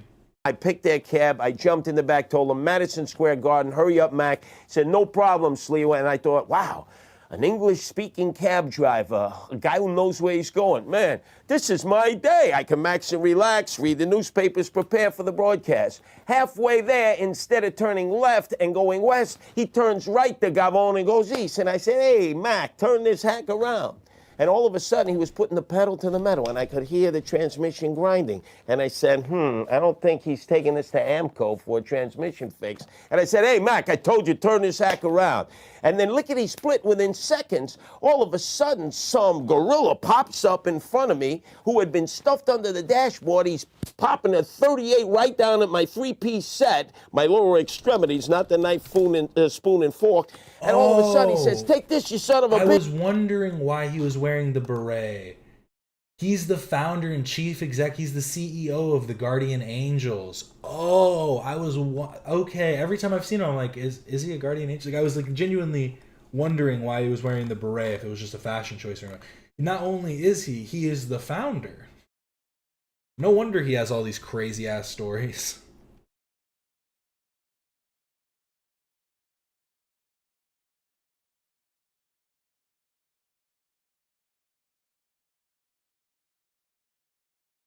You're not invisible, are you? Is it coming up as invisible? Orgasmatic. I saw that. I just didn't hear him say it, I gotta be honest. You can't keep tuning in and out, though. That's how you're... Oh, just kidding, there I am, hi. So true.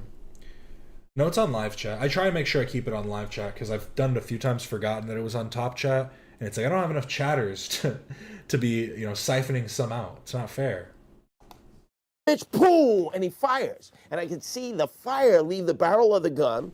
Didn't feel anything and never been shot before, so assumed, wow, this is just a bad dream or a misfire. And by the time I could come to my senses, as my heart was beeping, and I felt like Robbie Robot and Lost in Space, you know, danger, Mr. Robinson, danger, he raises the gun, fires a second time, and now I feel it, the cramping, the blood is spewing. All of a sudden, I'm in a panic, and I immediately dive for the door, figure I'll dive into oncoming traffic, risk becoming a speed bump, and they knew I would do that, and as I reached for the handle and pulled to yank it open, it came off from my hand, and pow, a third shot right through my legs like a hot knife through butter. I've now been shot 3 times. I'm bleeding like a sieve. I'm stuffed beneath the driver, trying to avoid the headshots. I'm fighting the gun off so he can't... He's trying to avoid that. He's going, can't get me. My God. Pop 2 in the back of my head, and then all of a sudden I pick up my Guardian Angel walkie-talkie. I say, Angel 1, code red, Angel 1. And they start blabbering away, and it distracts the driver, Joey D'Angelo, who thinks maybe it's NYPD 5-0. So he drives on the sidewalk. He drives back onto the street. He makes a radical turn going south towards If only I knew what I was locking into. I don't know what we're locking into either. This is the most insane story ever.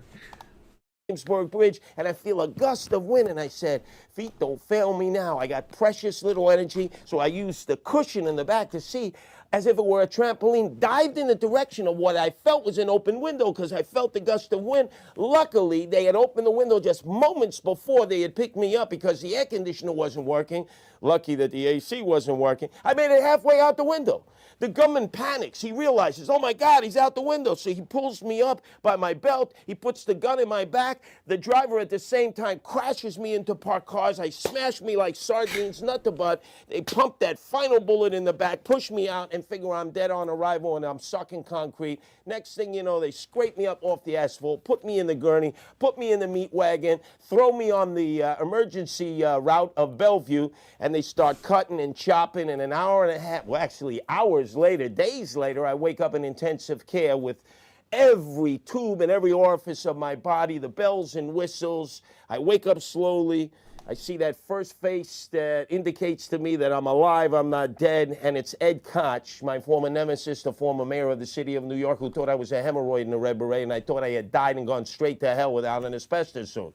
When I came to my senses, I realized I was alive. I took a licking and came back ticking, and let's face it, wasn't my martial arts skill that saved the day or my street smarts. It was the man upstairs who decided I wasn't ready to be punching on the time clock yet and going out feet first.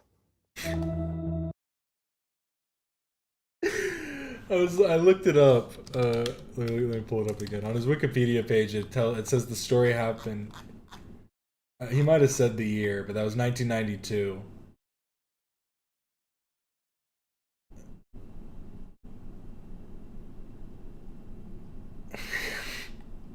My God.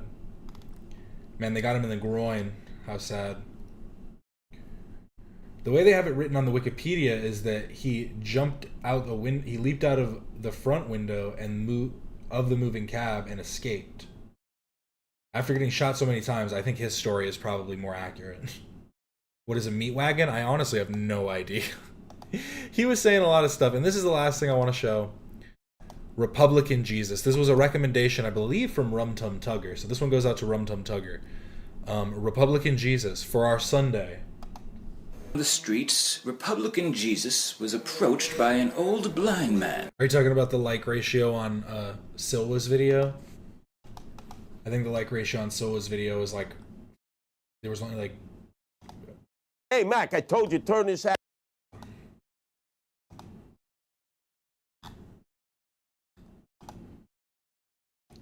$16K to 56. Those 56 are the last of the the last of the mafia that isn't in prison. "Have mercy on me, Republican Jesus," said the blind man. And Republican Jesus said, "What is it you want?" And the blind man said, "Republican Jesus, I'm blind, and I wish to see." What, you think this one's insane? 196,000 to 1.6K? I mean, I think it's pretty, it's Republican Jesus. How could you hate? "Can you heal me?" And Republican Jesus said, "Oh, Obamacare didn't take care of that for you?" And the blind man said, "Republican Jesus, you're right. I'll just go back to being blind." And all his disciples were in awe of Republican Jesus' wisdom.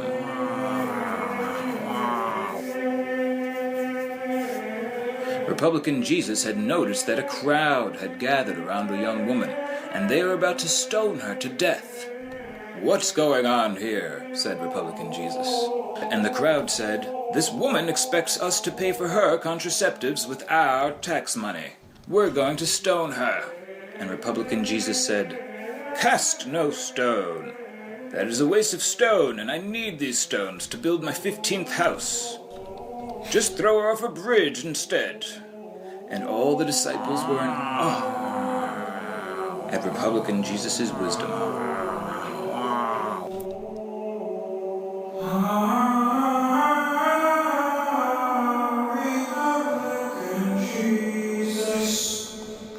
Republican Jesus. That was it. I don't have anything else to show off today. I really do appreciate everybody that stopped in. I'm low-key checking.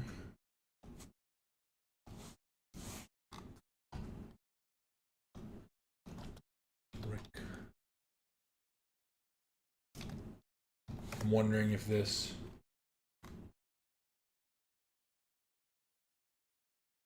Yeah, I was hoping this music also doesn't get me claimed, but fingers crossed, knocking on wood. Thank you so much for watching. I really do appreciate it. Remember to like and subscribe if you haven't already. I'll be back tomorrow for another H3 waiting room, and then we'll be going again on Tuesday. I was honestly thinking maybe on Tuesday of doing a drunk music listening stream. I thought that kind of might be funny. Show off some songs I like, get some recommendations from chat. I don't drink super often, so it might be a little bit of a funny time. Take a couple shots, something like that. But yeah, thank you so much. I'll see you tomorrow. This is Cap and Quasar signing off.